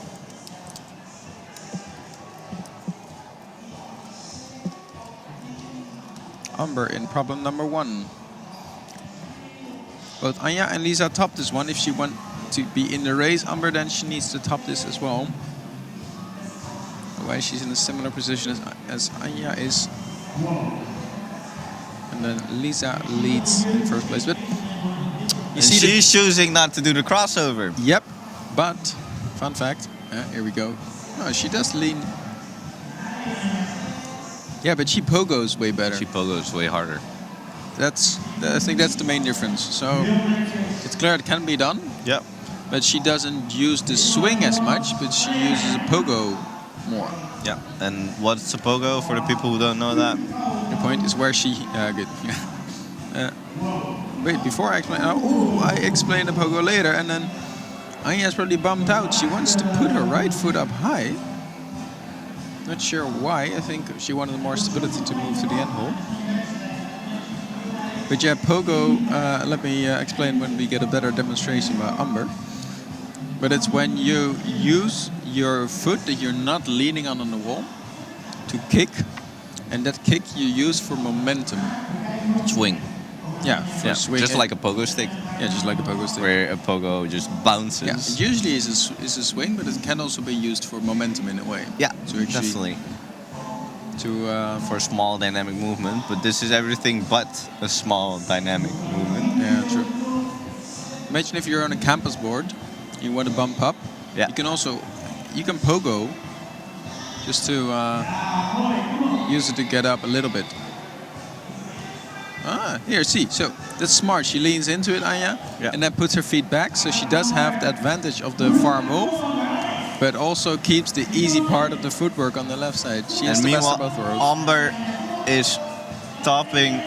Well, don't be hasty. Topping boulder number 2. There we go. We saw some people fall from the end hole, so. And the most important thing for Amber was that she's having fun, and at the same time, the result of having fun proves. And here we see Anja top problem number 3. It's actually made a bit harder because the first to last crimp has been covered up a little bit by the route setters.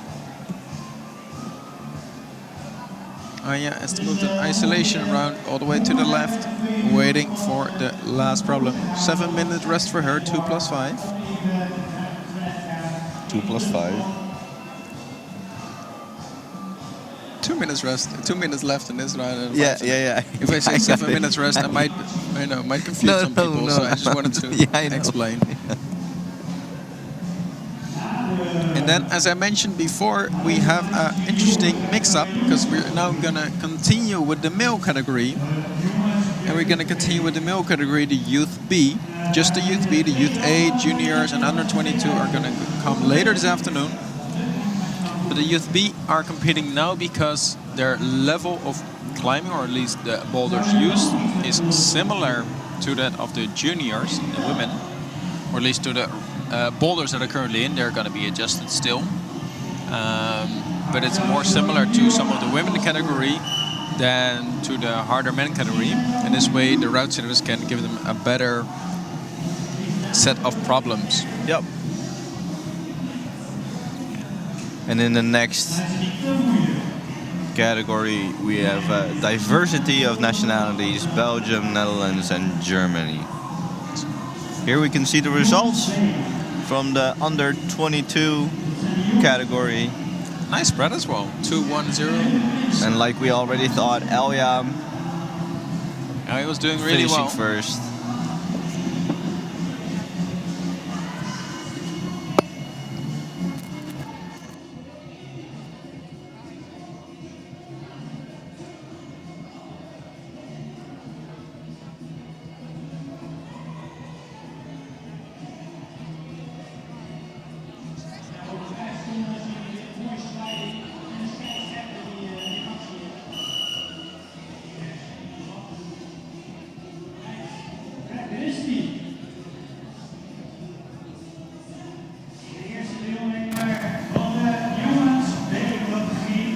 And here we start with the Youth B category.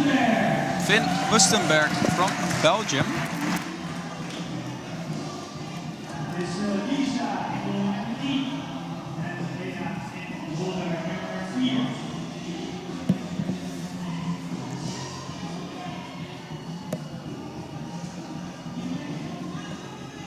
Boulder hasn't been adjusted as far as I can see. Bear with me if I missed a small detail. Might be crimp adjusted, I'm not sure, but Finn Wustenberg's climbing this. Problem number 1.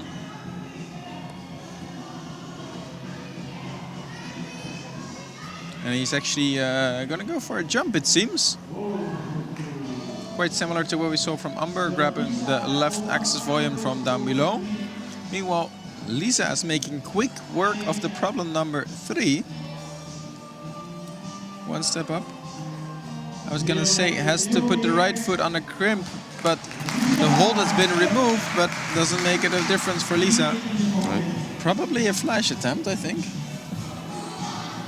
I think the relaxation with which she was climbing is very important for a thing like a slab. Definitely. And then for her to get another long rest, quite easy.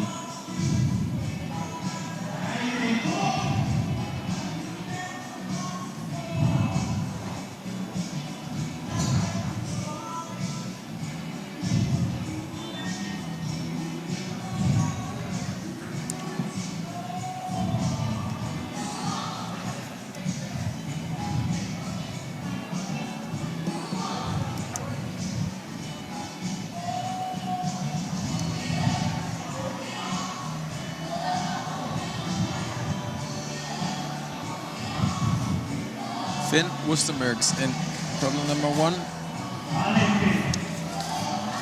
And in problem number 4, Lena. Here, Finn doing the jump again, getting close, but... And also trying that bicep move like Amber was using. Yeah, you saw from grabbing it from underneath. Yeah. There's more grip.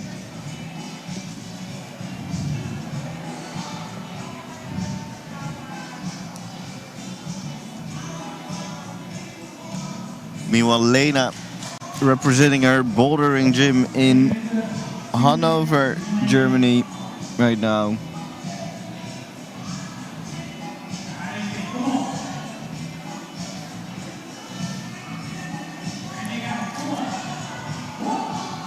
And Finn instead now going for a different approach. Left hand was more higher up on the hold, right? Yeah, trying to hold the edge instead of going all the way to the back.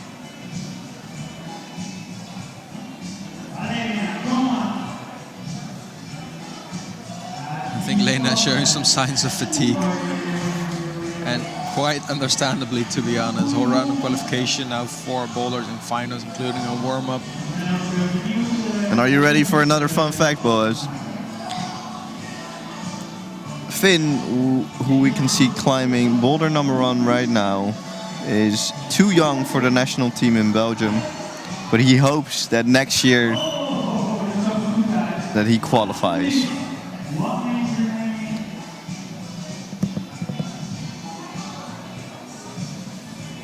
Just like Lena, this is Finn's first international competition, and reaching the finals is something to be proud of.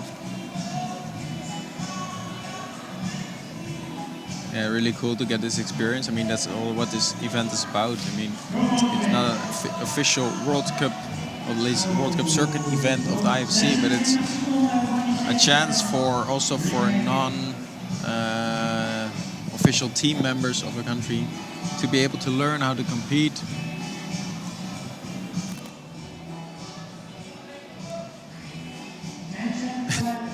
I think we see some exhaustion with Lena, and quite understandably amazing performance by Lena.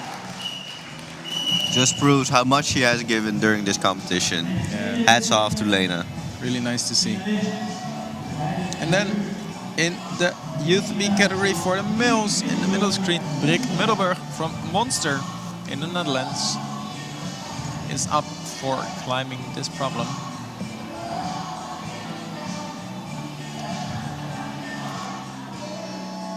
Also trying to read the boulder first. Interested to see if he is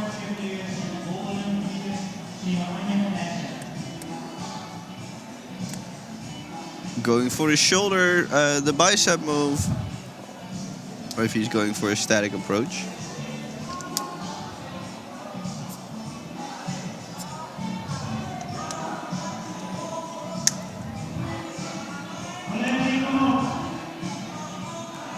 And Brik is part of the youth team of the Netherlands, the national youth team. And he told us that he is satisfied if he climbs and enjoys his climbing, if he's happy. It's good to see that a lot of these competitors set that as a priority. Meanwhile, Amber, I love the foot switch you did. yes. Because you remember how tiny that hold is? You Yeah. can barely see it on camera. I mean, it's just that I know where it is, that I know I can see it, but it's so tiny. And she did, ooh, a bit of a face plant by Anja. Seems okay. Whew. I like how she's taking a rest now, taking a step back and analyzing the problem again.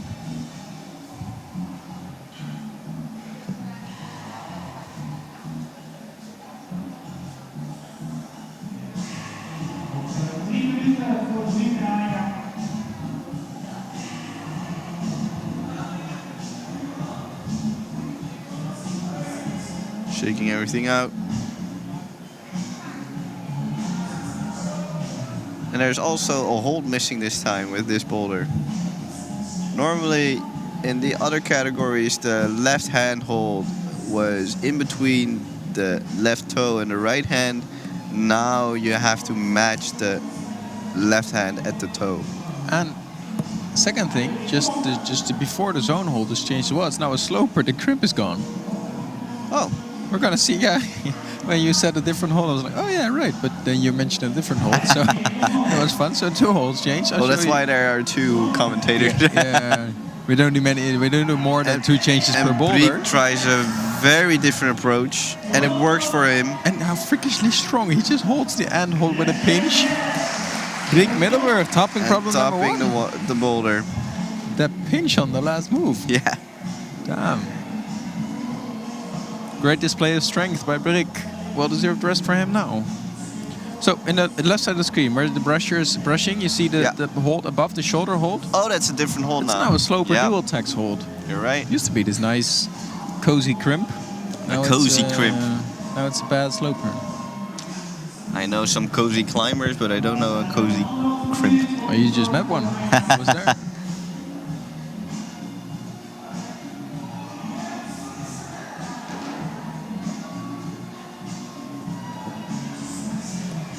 Anja still taking her time. Not getting rushed by the clock.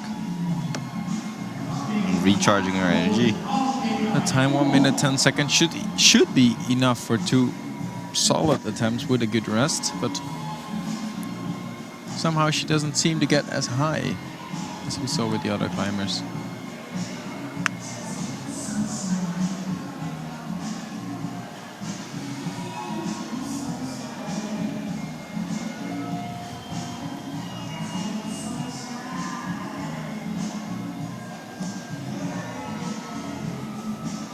Nice vibe in the room. Yeah. The DJ's setting the mood. It's nice, upbeat. Still not too ecstatic, you know. Well, it's still Sunday. It's still Sunday. Good point. And Sunday is Anja's day. Trying Let's it, go. holding it, and swinging out. That cost a lot of power. One more attempt left, I think, by Anja. If she has the power, she was close. Going for it. Nice side shot. We get a good view from here. Come on. Let's see if she can hold it. No, No. that's it. Power is Gassed done. out. And a round of applause for Anja and all her effort. Great climbing. Especially the first attempt we just saw was so close. I mean, That's a lot of perseverance to keep Yeah. holding on. Right now we have a new contestant, Luc Spargade from Oosterbeek, coming from the Netherlands. Climbs for Team Mountain Network. And then in problem number 2, we see Finn again.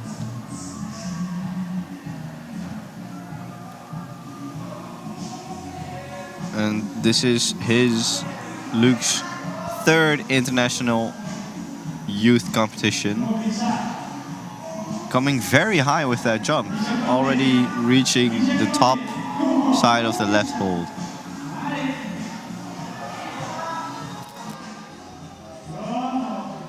And here, and problem number 1, Lisa is on fire today. I mean, problem number 4, I mean, I'm constantly confused because it's the first part of the wall, but it's problem number 4. But one thing I'm not confused about is that Lisa's performance today, she, as I said, on fire, and I think flashing this problem. Amazing performance by Lisa. She's a bit shocked by what's happening. Big smile on her face. Happy how she did it. Way to go, and I think the score should be updated any second now. Again, if you want to check the live scores, go to dbiyo.nl and click on results. You'll be redirected to the Dutch national website with the climbing. There you can follow the scores. And that's another top. Luc Spargade at this time in problem number 1. And for the people wondering what all those holds on the backside of the wall was, it's probably for the different boulders that they're gonna set. Yeah, it's just the route setters put them somewhere on the hole so they don't have to run back and forth with the holds. It would take too much time. They don't have much time setting in between or changing in between the climbers. That's why they got all the holds handy, but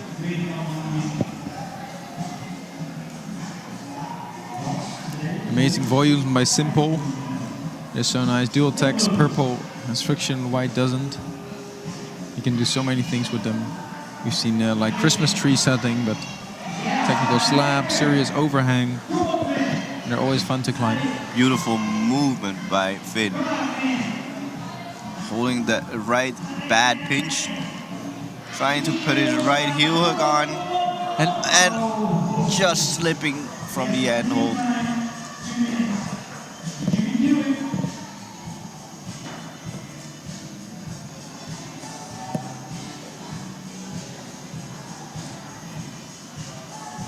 Finn focusing on the boulder, trying to figure out the beta.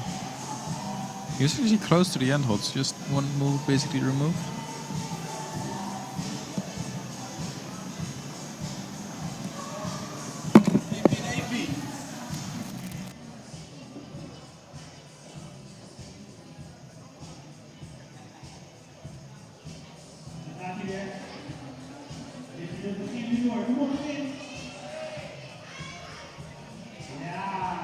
Zo mooi om te zien, dat het eenmaal lukt. Wel lukt het. En dan gaat hij naar je eigen toe. Alleen, kom op. Kom op, Finn. Zo die bal. Hij kan die eigenlijk gewoon aanraken. Als je hem aanraakt, kun je met 2 handen. Maar kijk, pak het op. Zeker. Laten we letten. Nog een minuut op de klok. Iets minder.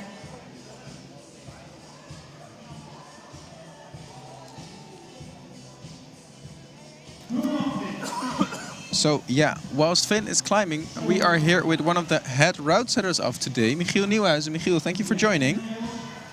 Yeah, you can speak. I think you're live. You can speak. Okay. Hi, Boas. Hi, great to have you here, Michiel. No worries. Whilst we're looking at Finn just dropping out number 1. You set for today together with the team. I think it was with Jackie and Christoph for the finals and Nikki. And Nikki, yes. Right. Okay. So, and what have you seen so far? What's the most? What do you go through now? You have seen a couple categories with the women yet? I think it's going pretty okay. All the problems have been climbed. Yeah. Maybe for the juniors it was a bit on the softer side, but I think they especially climbed very well. So they climbed a bit better than we thought. For both A and youth B, yeah, it turned out pretty good, I think. What was the biggest surprise you've seen so far? The biggest surprise. Or any creative things you really liked? Well, I thought the top of the second one was pretty hard, but they are pretty small and flexible, so that helps. And it looks way better when they do it than when we tested it. So it does have to do with their flexibility, yeah, maybe. It Or really mine. helps. Or yours, or yours. Could also be. Getting old. Nice. Yeah, and so George, what do you want to ask? And as a route setter, when are you satisfied with the comp? When are you happy with your work? When are you happy? Well, when the problems are climbed, but not too easy. When they fall off different moves.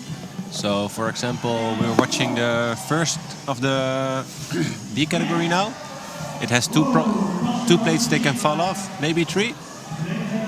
So you see them falling off in the beginning before the zone. You see them falling off at the jump. And I think I've seen one guy fall off, or one girl fall off at the top. So there's different points they can fall off, which gives them a challenge. And yeah, we try to set it that way that you have like And a bit of a cough, right? You said, you mentioned already, quite a lot of days of setting already. it's getting better today. Nice. So yeah, when you split the field on multiple moves, that's the point. Well, that's what we aim for. Cool. And how do you, Jackie, Christoph, and Nikki complement each other as a team? Yeah, we're all different. And in what way? Different in style, different climbers, or could you maybe give an example on how you thought something, but then?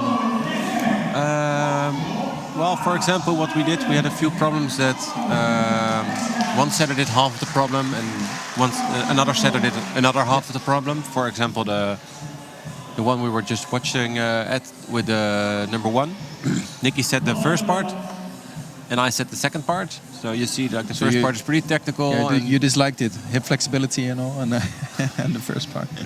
No, it's not so flexible. The first one. Okay. Second one, the ending is more flexible. Okay. So yeah, you try to have different styles and in the same problem. That it's, that the abilities of the climbers are tested on multiple levels, and not only on pulling or not only at flexibility. And we try to mix that a bit. Nice. So how do you approach setting such a variety of boulders with the whole team? Is it that you make a plan, or? Yeah, Jackie had a plan. So before we went setting, every final has 4 problems. You say, okay, this is going to be a technical one. This is going to be a power problem, or a dynamic problem. And inside that diversity, you also have. He gave us a. Yeah, how you say? He had a few cards, and then he wrote down on it some aspects of climbing. For example, hidden dyno, or what do we had? Pulling, or slow and steady footwork. That was problem number 3. Problem number 3 had slow and steady, and also frustrating top. Yeah. Meanwhile, So- just to interrupt you, the scores are live. So if you want to check out the scores, guys, it's on the screen here, but you can also check them online. So it's really nice. But sorry, Michiel, continue with the. So yeah, use the cards. That's how the how the plan worked. So the point of that is that in the end, you look at the wall, you're like, yeah, we have 4 different problems, and not we have 4 problems which are slow and steady, for example. Yeah, just to keep the mix and also test the range of and the ability of the climbers in the different styles. Make sure you have a nice. We try to. Nice. I think it works out. Thanks. I have one more question. Do you have a question, George, as well, or? Just your question first. Okay, my question first. So, okay, we're approaching the end of this first half of the day. I mean, we have the youth B male climbers are climbing right now, and then in this afternoon we're gonna see the A category and the junior category and under 22 with the guys. Is there anything you are going to change based on the things you have seen today or the qualification result? anything you're going to They change climb in the different boulders? problems, you know that? Yeah, yeah, I know Okay, they climb so different everything's going to be changed. Yeah, no, I mean not what we see here, but I Oh. mean based on what today. I mean, it could be. Are you looking at the temperature in the gym, or are you looking at the qualification result of yesterday? You want to change stuff today? I think we leave it. Yeah. Mostly what we Confident had. that whatever works is still in line with what you expected. Well, it to we be. had different versions of most of the problems. So we have an easy version for the A, and we have a really hard version for the juniors, and we have some things in between. So based on the qualifications from yesterday, we already choose yesterday what to do. Yeah. Oh yeah, nice. Okay, so, So you don't want to do it last minute, because if you have to do last minute, it's gonna be tricky, and you tend to overdo it. So you're well prepared and ready for what's about to come. I think so, yeah. Meanwhile, this is an amazing effort by Finn, holding on to that crimp. And maybe the last question to Michiel. Thank you for joining us. What can we expect for the second half of today? What's the teaser for the boulders? What's the teaser? Phew. Yeah, it's got to be a bit more explosive, I think, because those guys they're strong. They're So strong. we need to test them. A little bit more jumpy, a little bit more biceps. So we're We'll in see. for a show this afternoon. Let's see. Okay. Thanks. Well, thank you very much, Michiel. Appreciate you coming over. No And, worries, thanks. We're looking forward to the show this afternoon. Me too. Yeah? Hey, See you in the gym. Thank you.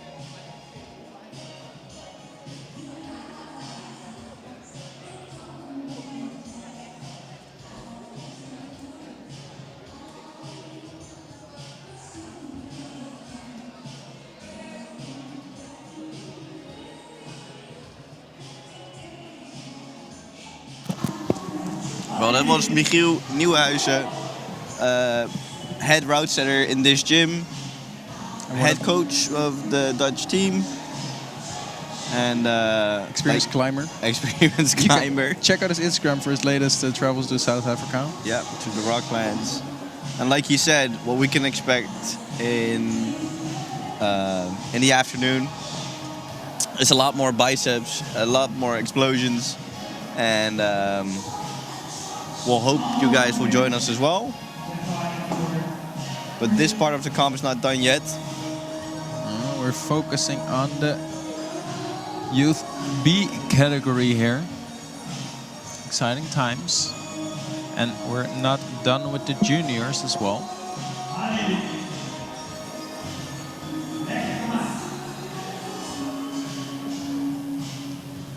And already looking for today, we're probably gonna start with the finals.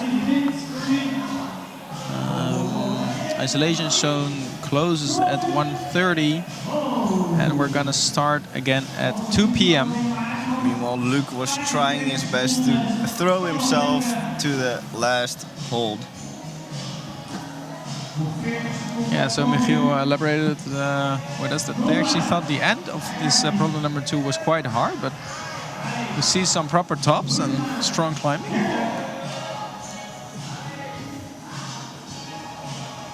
Trying a different approach than the rest, standing on the right side on that volume with his left foot. It requires some good footwork. I think his heel came up a little bit too much, his left foot popped. And then it was a good question, this one. Which one came off first, your hands or your feet? Oh, his feet. I think it was his feet here, yeah. Yeah. Most of the time it's your feet.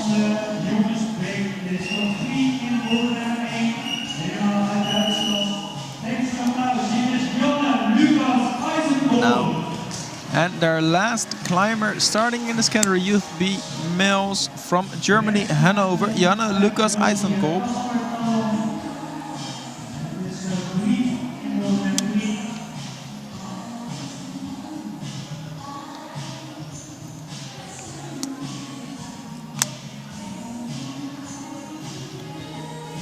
And even at this age, I haven't seen any competitor just rushing into the start, throwing their bodies in it and figuring it out halfway through. They take their time to analyze the problem. I think what we've really seen in the last, probably like 5 to 7 years is in Netherlands, but I think basically a worldwide development of younger climbers. They get so much better. International teams got better from a younger age. There's more focus on the sport. And this is the type of improvement we see here. I mean, Janne is here demonstrating this type of improvement. And just flashing this boulder. I mean, yeah, he just cruises through it. He makes it look easy. Just freakishly strong, as you say, keeping his head cool.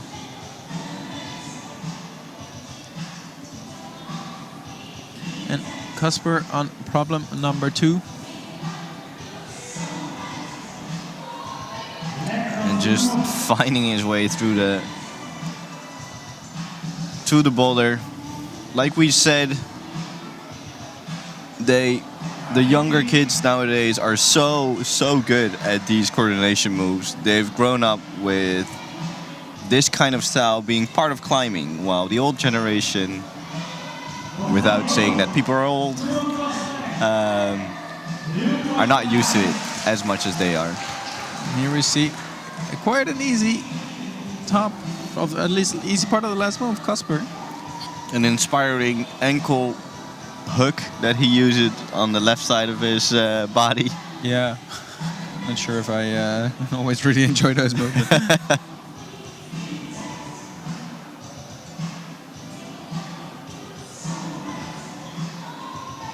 And Casper is a member of the national team in Belgium. This is his 6th international competition already. But this is his first time in the finals. He also climbs lead. Made it to semis in lead before, but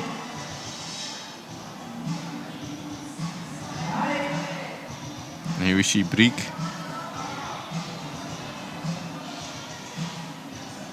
Just dropping out a bit.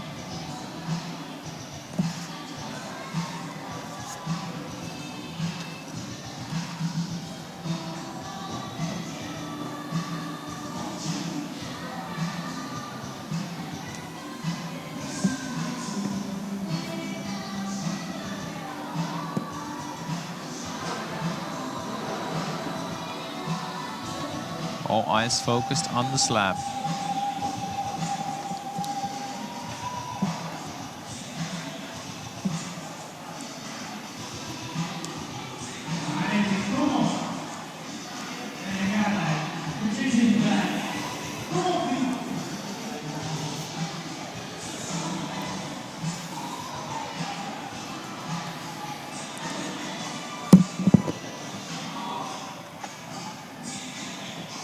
Cleaning his shoes against his shin.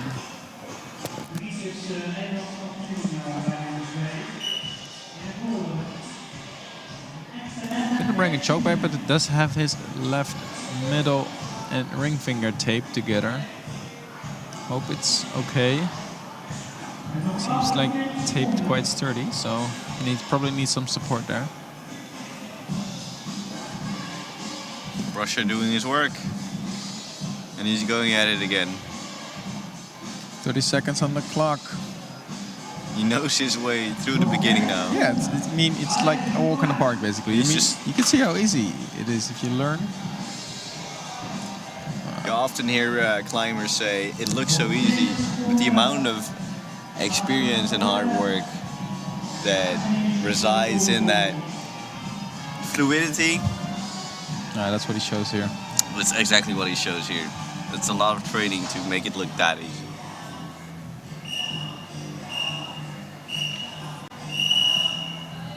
And that's it for Briek in this round. And that means in problem number 4, Finn Wustenberg is gonna climb his last problem for this final. Problem number 3, Luc Spargaar, and problem number 2, Oscar Bongrats. While we were talking to Michiel Nieuwenhuizen, there have been a lot of attempts, a lot of tops. You can see all the results and the standings on DBIYO.nl. Yeah, and sorry if we missed out on commentating some of the things happening there, but we want to give you all sides and all aspects of this event here. One of the aspects is the route setters, so we thought it was very worthwhile to also talk with Michiel. Yeah. So sorry if you missed out on some spectacular action. Hope you could still see it through the image. Definitely one of the most experienced route setters in the Netherlands. And can you tell me, like his right knee went over the side of the black tape, but that doesn't matter, right? Doesn't matter. You can go around it. You can do whatever. As long as you don't touch the wall. Yes. Touch the wall or anything that's screwed on the wall behind the black tape. All right.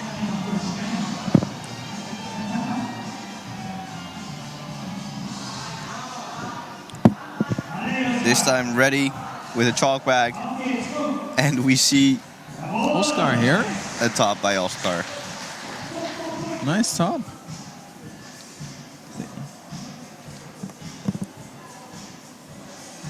And Oscar and Janne, both from Germany, climb a lot together.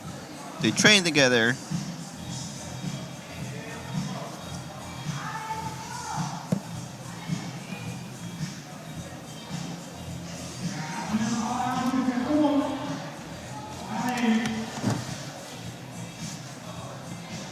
And meanwhile, we see Finn also chalking up well on the right side.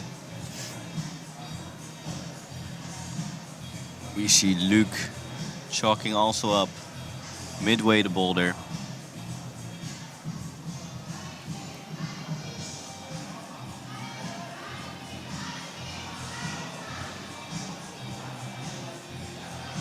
And Finn is all the way extended in that move to the left hold.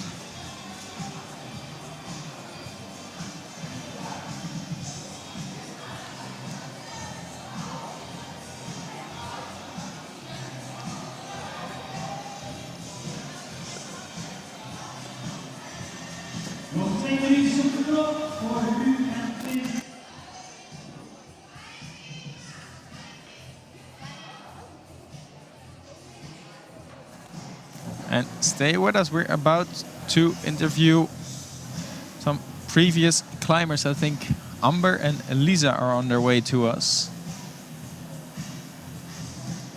Welcome everyone to the DBIYO International Youth Congress 2022. We're looking at the finals of the Youth B-Male. It's Finn preparing for another attempt. Luc and Finn still in action.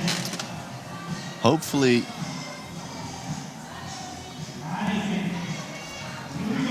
he can reach that second hold.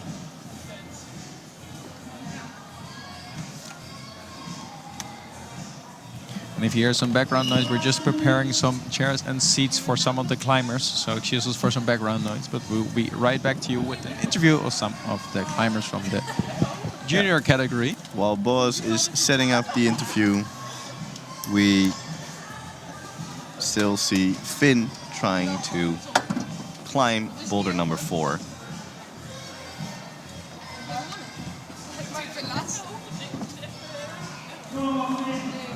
And Finn, until the end, trying his best to do everything he can.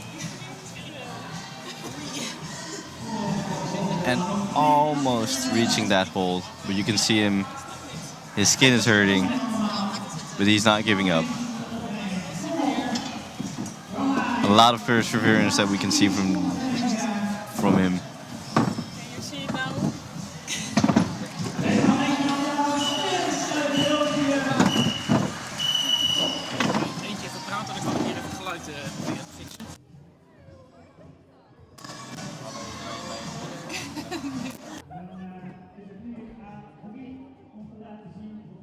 boulder company. Rechts van hem vindt Jan en Lucas uit Duitsland. En rechts daarvan uit België Kasper. And here we see the results so far. Oscar number 1 with 2 tops in less attempts than Kasper. Kasper at 2nd place and Finn at 3rd place with 1 top.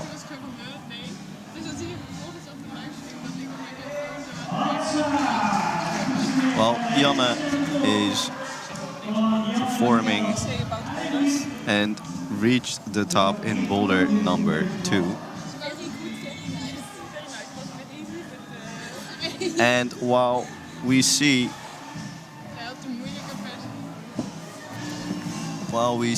Kasper Talon trying boulder number 3, next to us we have 3 of the competitors with us.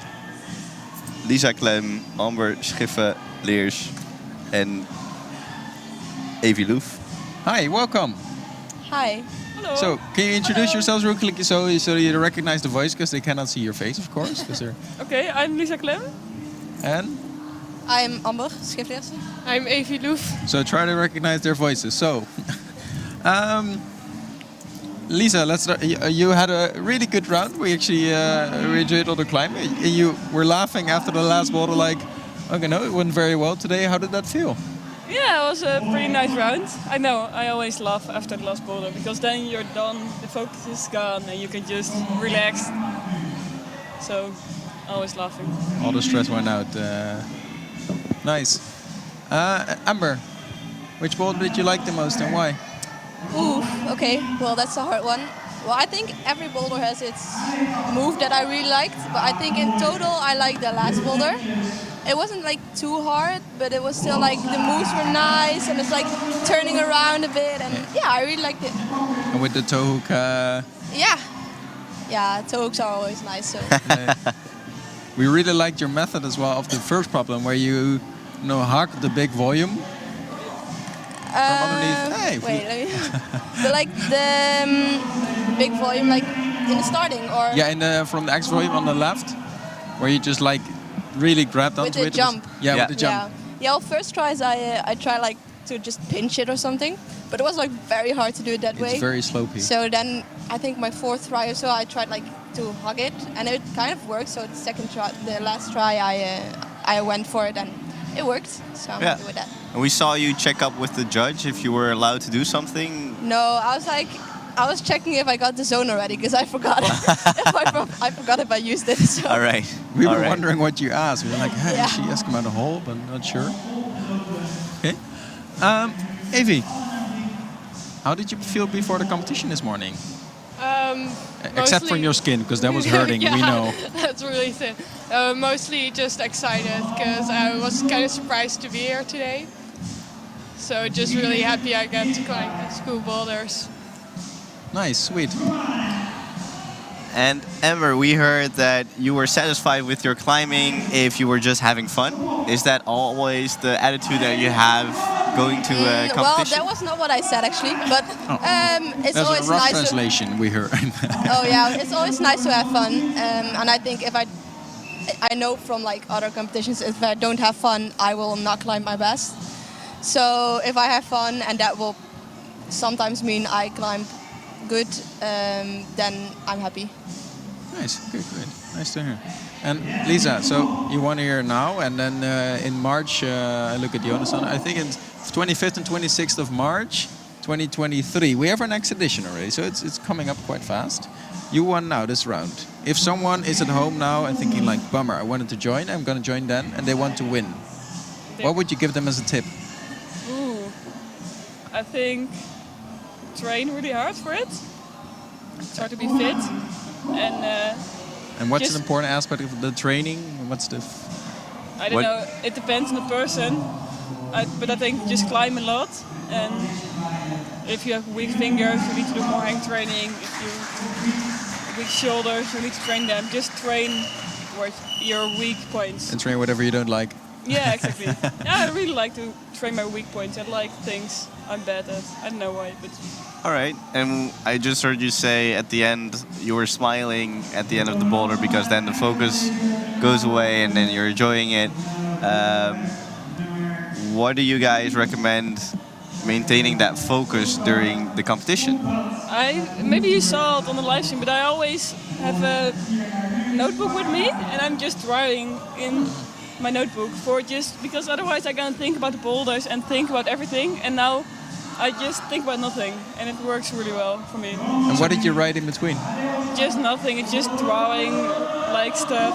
Like doodling, kind of. Yeah. Just your thoughts. You just write out your thoughts. No, not writing. Just drawing and what I want to. Just random, but that I can think about something else. Okay. But you really have to find your own thing in that. Yeah. I found this works really nice for me. So best tip would be find your thing to get that calm. Yeah, but it takes some time to find the best things. Yeah. And Amber, what's your thing? Sorry? What's your thing? How do you keep your mind cool in between when prepping? We exercise like this notebook drawing thing together at like a local competition. But now I always forget it, so I just listen to the music. I really like music and I just try to focus on the music which is on in the gym, and if it's like very serious competition I will have my MP3 with me and headphones, yeah. Yeah, because you're not allowed to bring the mobile phone, of course. No, you need sadly not. Yeah, but it's a good rule. Yeah, I know, I totally get it, yeah. Your thing, AV? I don't really Do you have have a thing? anything. It's usually, well, if I have like a finale system like this, I'm usually just excited to be there, so I'm just happy climbing everything. Enjoying the rush. Yeah, just enjoying everything. I'm not focused as much on results or anything. So basically I just see the boulder and I get really excited about it and focus on doing the best I can. Nice. Nice. Good attitude, nice. Do we have a final question, George? What are you gonna do now? Now the competition is done. Well, I think I'm gonna do brushing this afternoon. You're gonna help brushing? Yeah, oh, I'm sweet, gonna help nice. brushing this afternoon. That's way to go. And avoid studying mostly. Totally get that. That's not the advice for you guys at home. Yeah, well, I'm going to my grandma's birthday. Advice for the Your kids at grandma's school. birthday. Well, yeah, that's way to go. Grandma, I did good today. I had fun. I don't know. I think I'm gonna watch a bit more and then we'll see. We'll see. Just enjoy today. It was fun weekend, and prepare for the next comp. What's your next comp? I don't know. Like now. Not anytime soon. Yeah, there's a lead competition, but for Boulder we just had our international season, so we just had the rest period and now just building it up again. And Yeah. I think the competitions will be in April also. Yeah, it something started in April, I think. Will take some time. Work towards that. Okay. Well, thank you guys. Thank you so much for Enjoy your joining day. in. Thank you. Have fun at your grandma's and say congratulations to her. And then see you next edition. Yeah, thank you. Thank you. Bye bye.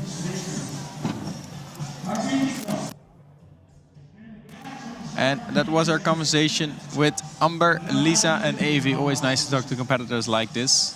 And we're almost done with our last round for this morning, but definitely tune in back again at 2 o'clock p.m. We're not done yet, but check in at 2 o'clock p.m. because then we're gonna go with the next round.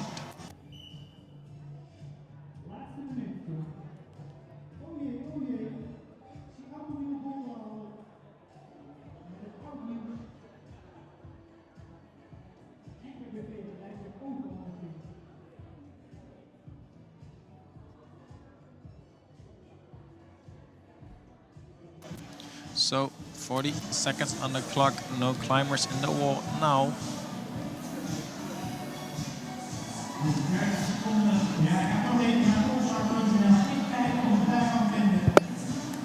And slowly but surely, we're trying to take you with us in this experience today. Interviewing competitors, talking with the head route with the route setters, and sharing some fun facts.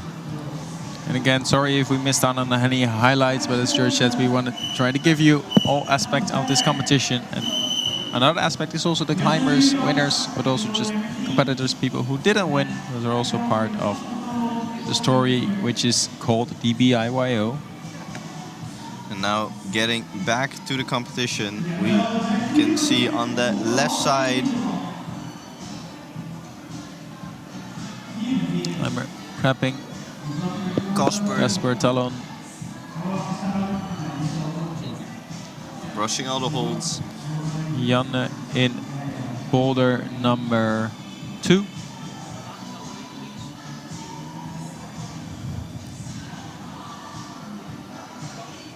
Number 3, I'm sorry, number 3. Jan is making quick way above number 3, not in image right now.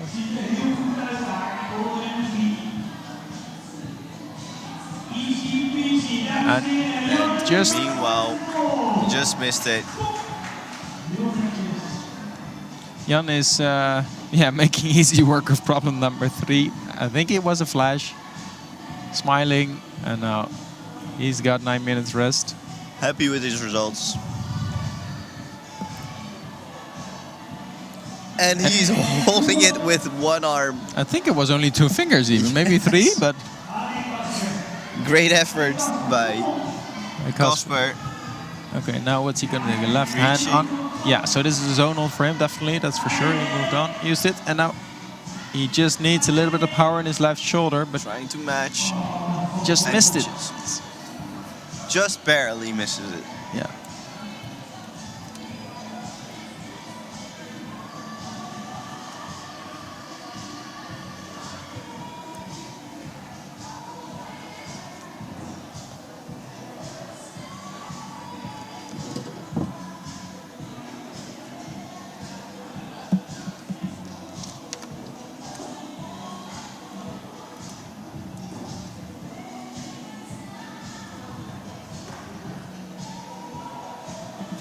Trying to figure out if he needs to do a different beta or if he's still holding on to his strategy that he uses now.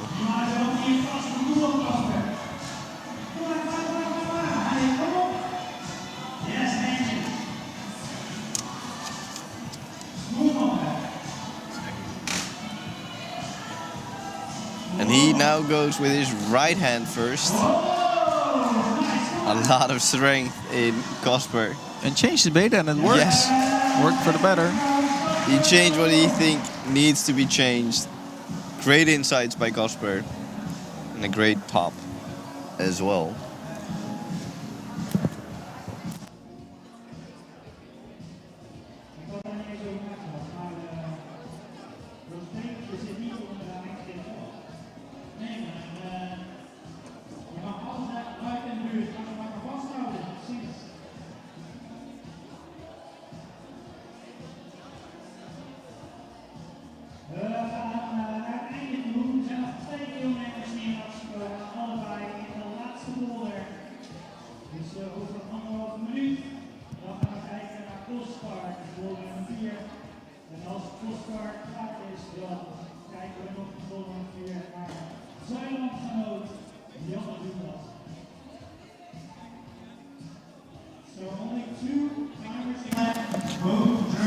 Only 2 climbers left in this round. Meanwhile, here we have the score. Again, we're not done yet.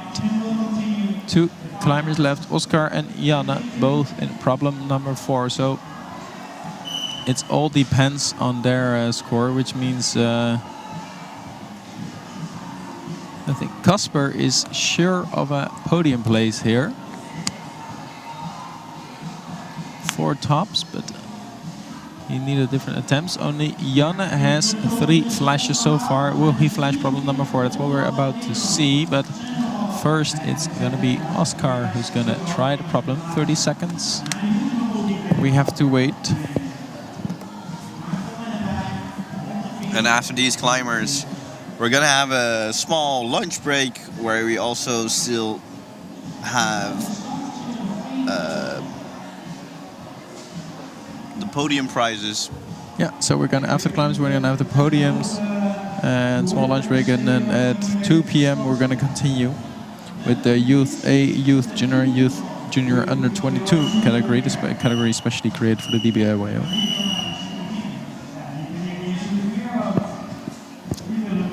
And here we go. Oscar Pongratz from Germany, Wolfsburg.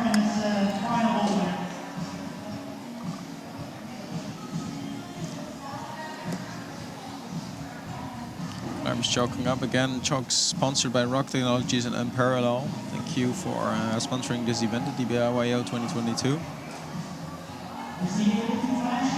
Really good chalk, both Rock Technologies and Unparallel. And sticks the move that a lot of contestants had a difficulty with. Going with the left instead of the right. Now is the question, how is he going to match that? Yeah, we saw Oscar change his beta, right? Yeah, You mentioned he went with his right eventually and then just pulled as hard as he can. I think it's harder to get to there with the right, but from there it's easier if you're there with the right. Yeah, definitely. So it's a bit of a trade-off, what works, what doesn't work.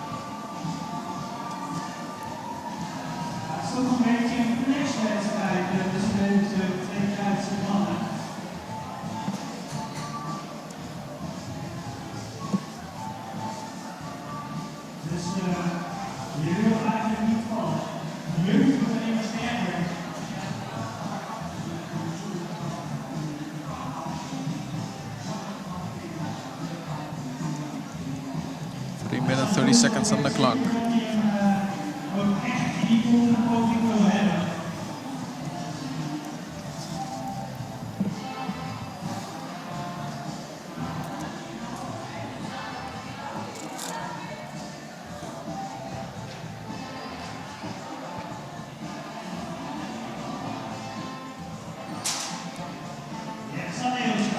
And Oscar is going at it again, holding that swing like it's nothing.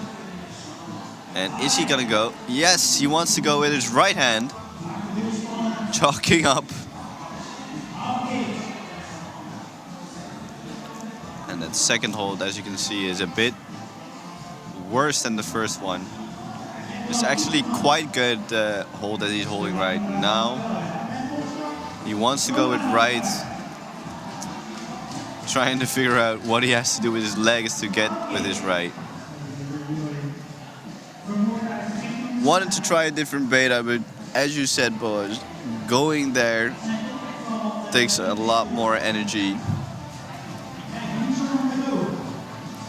if you want to go there with right. But from there, it's easier. It was interesting to see that what Casper did, he just changed it and we just noticed, oh, he changed, well, it worked out perfectly. And now we think, well, Oscar will do the same, and he tries it, but then it's all of a sudden hard. I always find it so fascinating that even for climbers of similar levels, at least that's what I assume, also based on their performance here, that it's still a style thing or maybe personal preference. Well, there's a lot of mental thought that goes behind adapting that. And confidence in your... Exactly. Do I trust actually the adaptation I want to make? Yeah, and this was good. Almost had it. Almost had it. I think this was good. Good effort, left pinch. He trusted the left hand now. And then...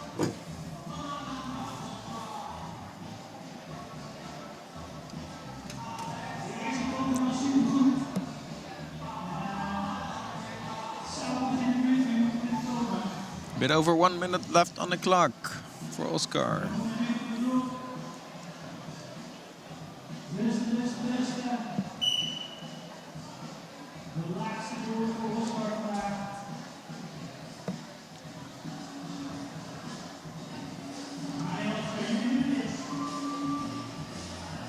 Meanwhile, already some of the climbers of this afternoon are getting ready, going to the isolation.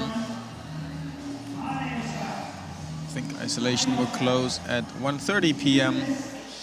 Climbing will start at 2 p.m. Maybe even isolation closes at 1 p.m., not sure.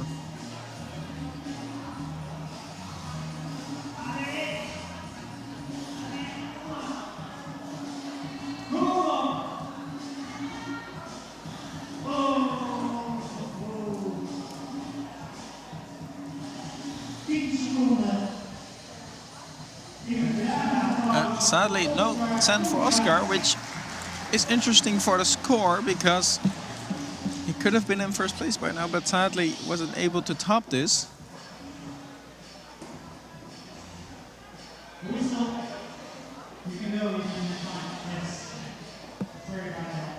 And then Janne, we didn't hear a whistle, so Janne was waiting, so he was 10 seconds late.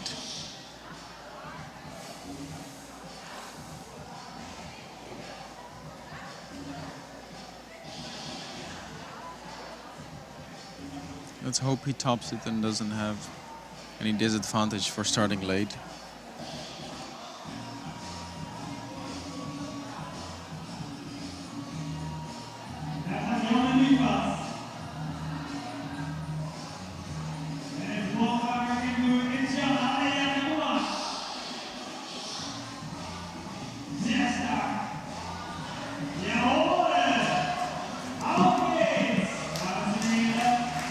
And here we go.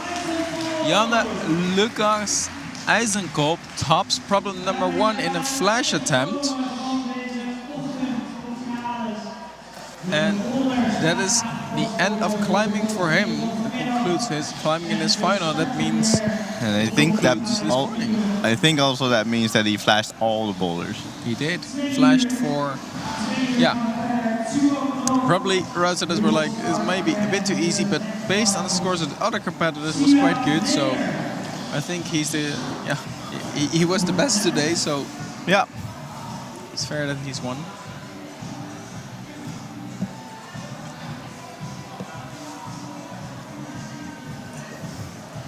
So meanwhile, we're already getting the holds out of the wall, prepping for this afternoon.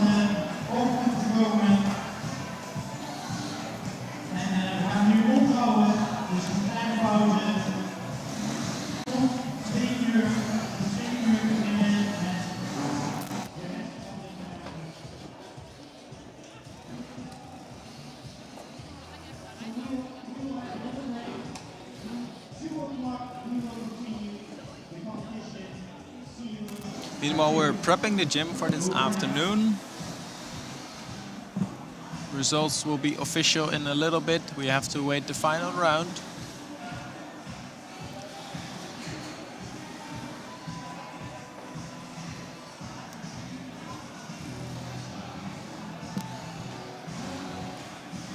Remember, at 2 p.m. we're gonna start again with the next climbers.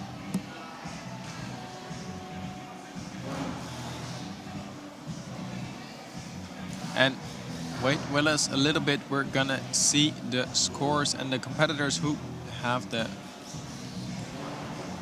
award ceremony.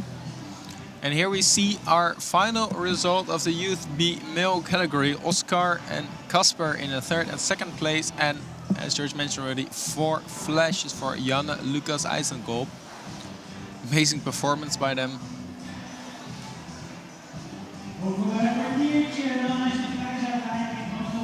So bear with us, we're gonna be with you with the award ceremony in just a few minutes. And after the award ceremony, we have a small little lunch break. And then at 2 p.m. we're gonna continue with the other finals of the male category.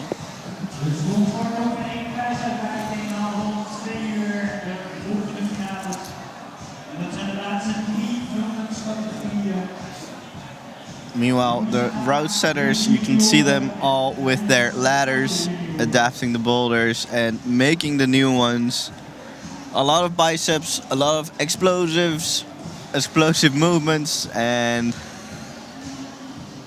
we're looking forward to those explosions.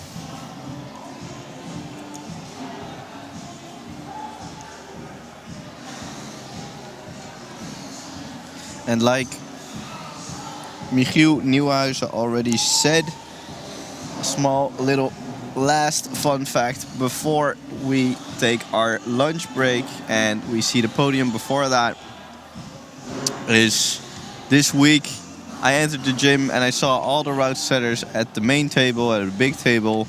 They all had little cards in front of them and they just put 3 of those cards together, and that was the basis for the boulders.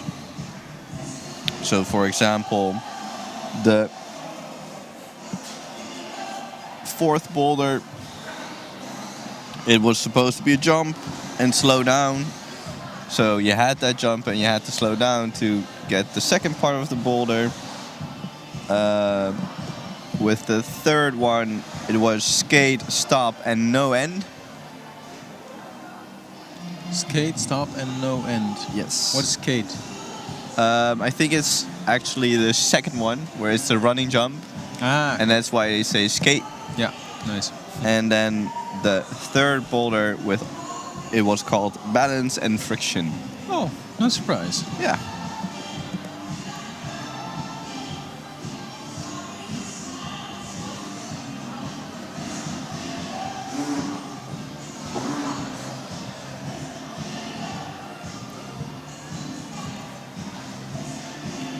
Now, judges are almost ready to publish the official scores, so the award ceremony will be almost there. Awards are being prepped as well in the gym. Bear with us a couple of minutes for the award ceremony.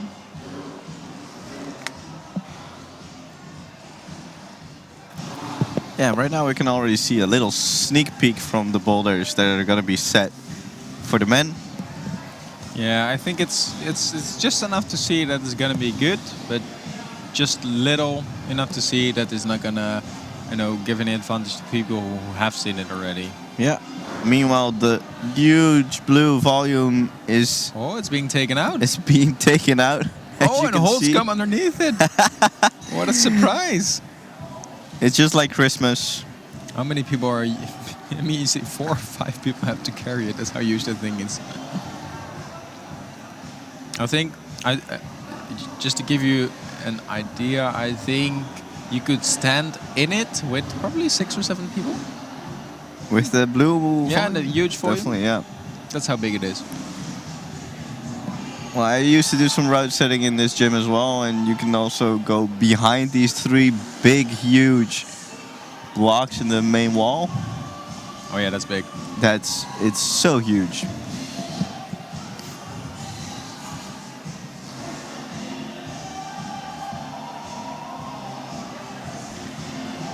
And I'm curious for the red boulder where the blue volume was before. Yeah, it seems like a proper roof. It's one of the steepest roof that we have in this gym. What's it, 70 degrees or something? 60? Something like that. Meanwhile, you can also see the route setting team doing their work. On the left, throwing the white hold down, is Jackie Gaddafi. Nice Morpho holds. Nice Morpho holds. Thank you, Morpho, for sponsoring this event.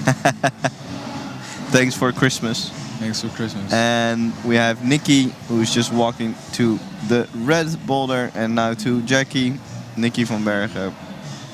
And the one standing on the ladder is... Which ladder? In the middle? Yeah. I think it's Christoph. But I cannot tell because he's That's behind the lamp. Yeah.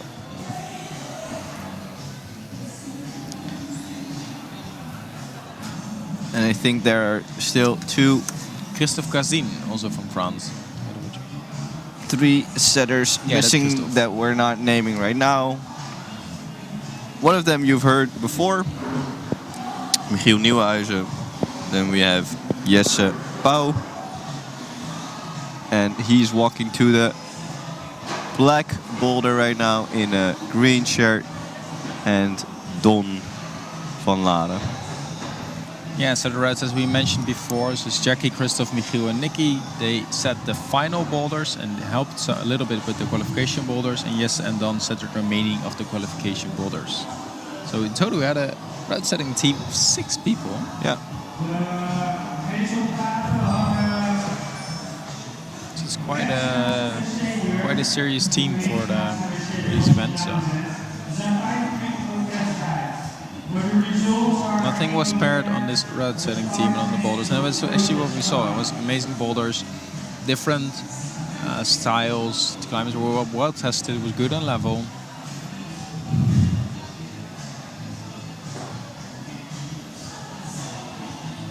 Of course, we also want to thank the NKPV, the Dutch Climbing Federation, for helping out, also providing with the system, and some with the organization, also other volunteers here for the cameraman, the brushers. It's really awesome that you help out and make this day an event that it is. If you're wanting to volunteer, please reach out to Dels below. You can do it through the website or actually come by in the gym. Mention you can help out. Next event is in March 2023, last weekend of March, just before the IFC international season starts. So it's a great way to get into the competition shape and competition vibe. It's very nice. Like it's not an official World Cup, so it doesn't affect your score if you care about that. But also if you want some experience on an international level, want to know what it feels like. It's a really good, cool event for that.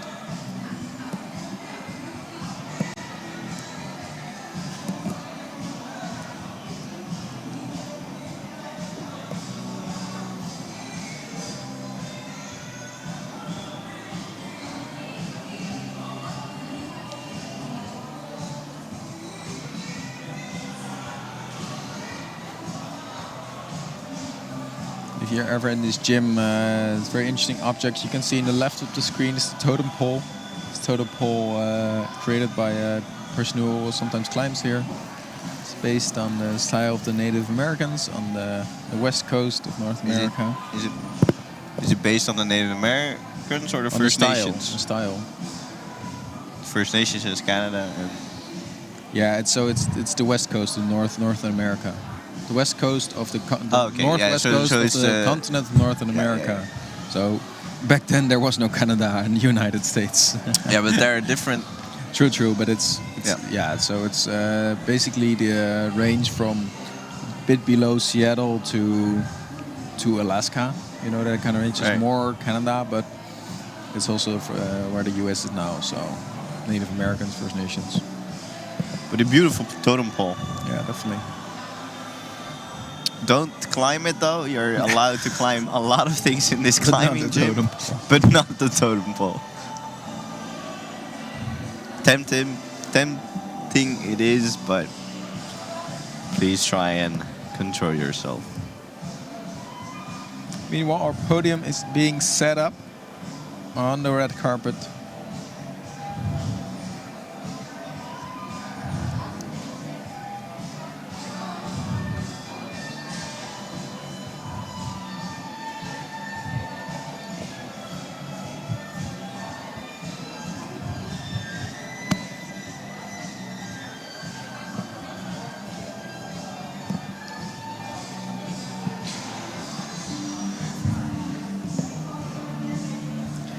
Some consultation with the road setting team in the back. Maybe they want to change something, or they're just messing around. Sometimes they do that as well. Maybe they're discussing what they want to climb in the outdoor season nowadays. Could be winter is coming, so it's a good climbing season. Exactly. At least in the northern hemisphere. Do you have a planned trip to go to Fontainebleau? No, I haven't. I've been thinking about Fontainebleau, also thinking about Morocco, but also Oberacine. So, but yeah, it's sometimes hard to go, but might be nice. Oberacine is also a very nice winter destination. So is Morocco. Could be a lot of snow in Morocco because it's quite high. But it's because it's so because quite far south, quite close to the equator. The sun is so strong, and the rocks are actually quite warm by themselves. So when it snows, the snow melts very quickly, and the rocks dry almost within a day. So it's different than in Font when it rains. Then it just stays wet because it's in the forest. But what kind of rock is it? Sandstone. It's also sandstone. Sandstone, yeah. But normally sandstone holds Absorbs the the water.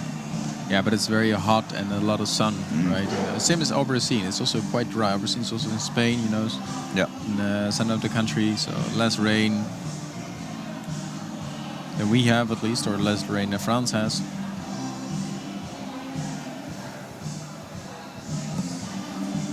All cool winter destination for an amazing climbing trip. So Debating. we'll see.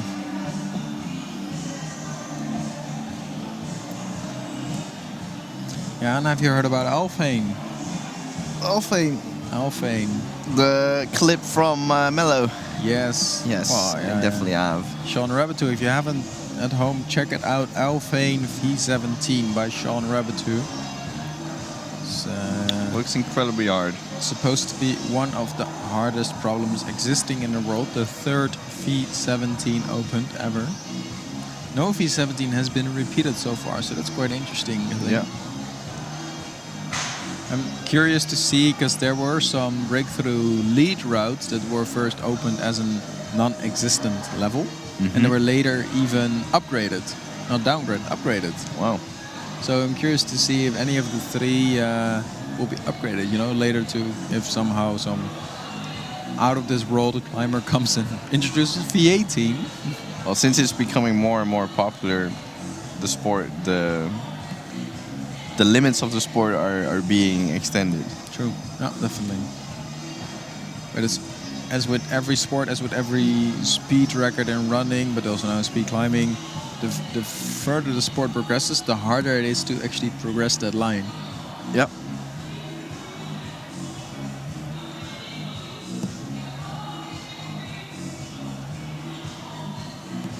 And there are, in our tiny country, there are so many bouldering gyms opening.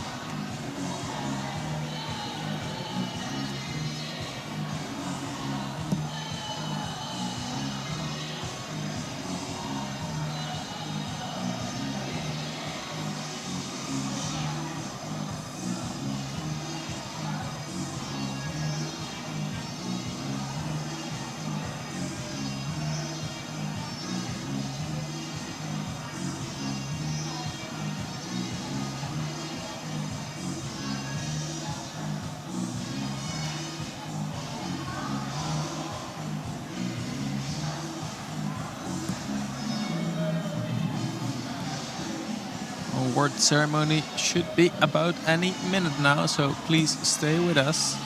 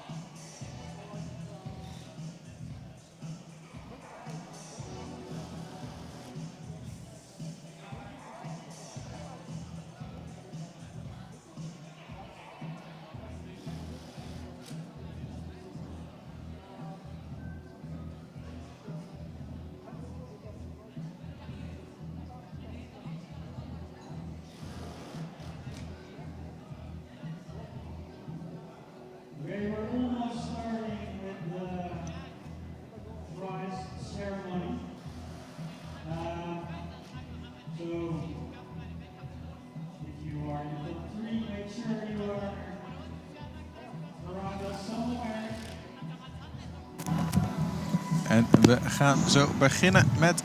Sorry, we're about to start. I switched to Dutch. I don't know what happened. I'm sometimes so confused. Sometimes it happens in Dutch, sometimes English. I don't know. I'm sorry, let's try again. We're about to start with the award ceremony. I'm sorry, I made my George laugh earlier. That's all right. That's all right. Your Dutch is also very good. Thank you, appreciate it. But, you want to hear my French? No, no. Award Anyhow, ceremony. the ceremony, the award ceremony is starting now. People are getting their lunches. Getting around the improvised podium. Ik hoor net dat we ook nog dingen hebben om het publiek op te gooien. Om allemaal dit te doen. Ja. Dus na de prijsuitreiking. We have some prizes for the audience as well. We're gonna throw into the audience, I think. And it's of course offered to you by our sponsors, X-Code, Access, Wattia, the Woodstock, Morpho and Unit Holds. Thank you for that, but don't forget about La Sportiva, Rock Technologies and Unparallel. So we are going to throw some goodies in the audience. There we go, the goodie bags. I think they are soft.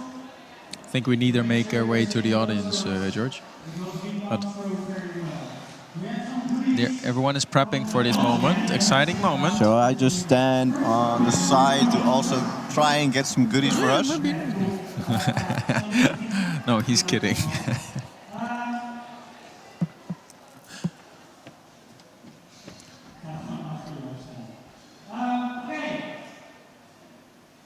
Everyone gathered around here.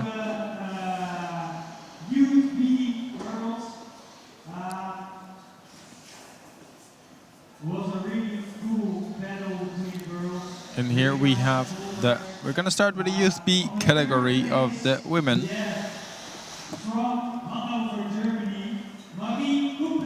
From Hanover, Germany, Marie Kupler.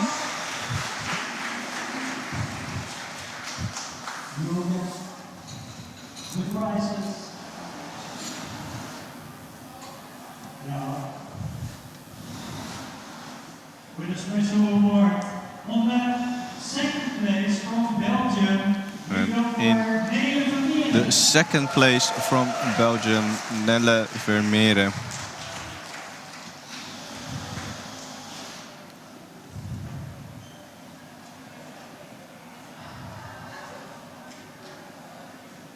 Yes, yes. And then we And then to the first place. in a first place, topping all problems in the category, from the Netherlands, Bibi Hamers.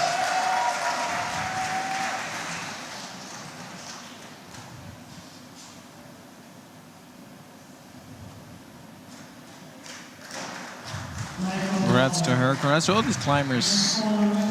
Amazing performance by them today. And here we have the applause in the audience.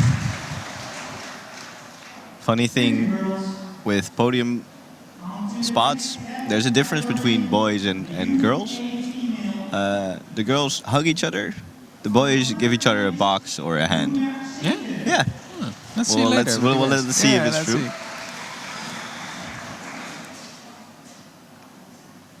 In third place, Dunja Sinke from the Netherlands. And we have an all-Dutch podium here, because joining her on second place is Frederike Kerstens. Nice, specially made DBIYO prize. And there's the first place, it's Noor Witte. Also from the Netherlands.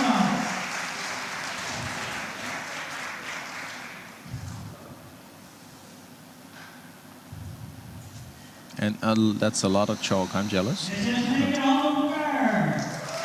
you go, congrats for them.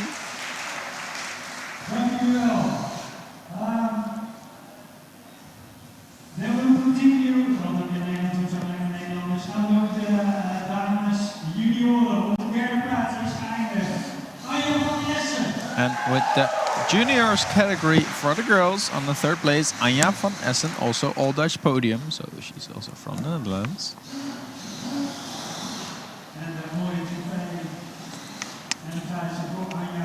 That's the Parapudi, sponsored by Rock Technologies.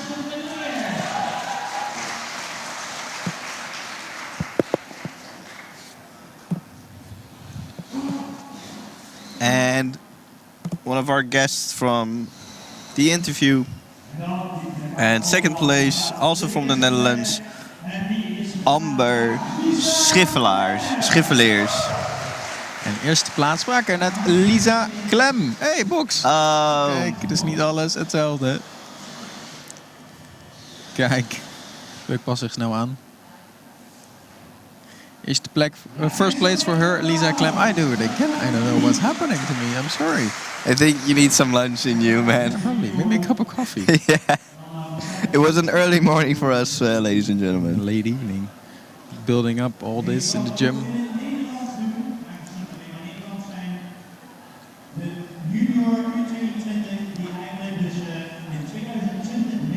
And then for the category that was specially made for this competition, the U22 people who signed up for the competition in 2020 and now are a bit too old to participate in this competition. Third place, Debbie Bogaert.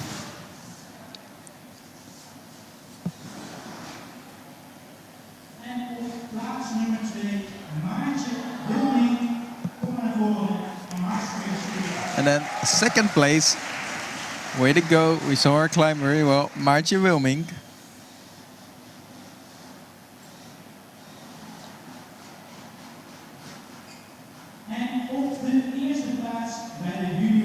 And the first place for this category, Elja Leijenhorst.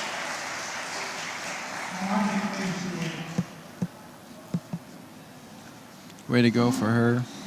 She climbed really well. We saw her like climb, I think problem 2 and 3 she topped. It's really nice. Great performance by her.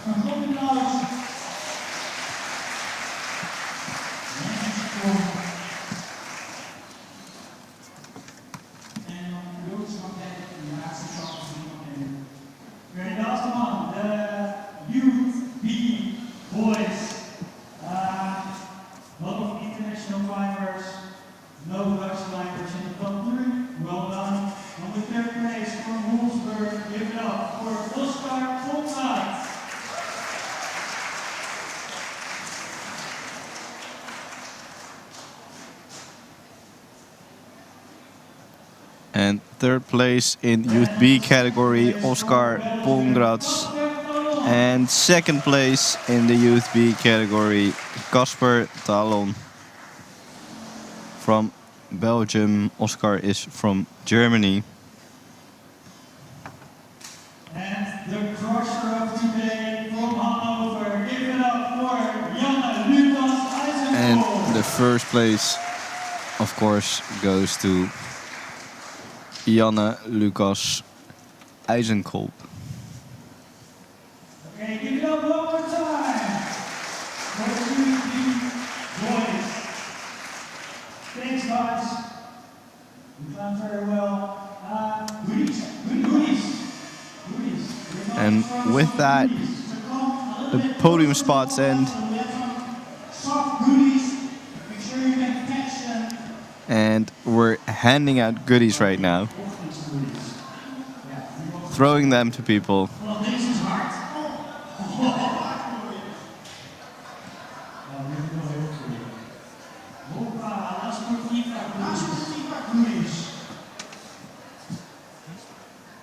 I started climbing because I can't throw. So I don't know where it will end. Probably somewhere over there. Misschien jij, jij hebt nog daarvoor, hè? Hoor je toch?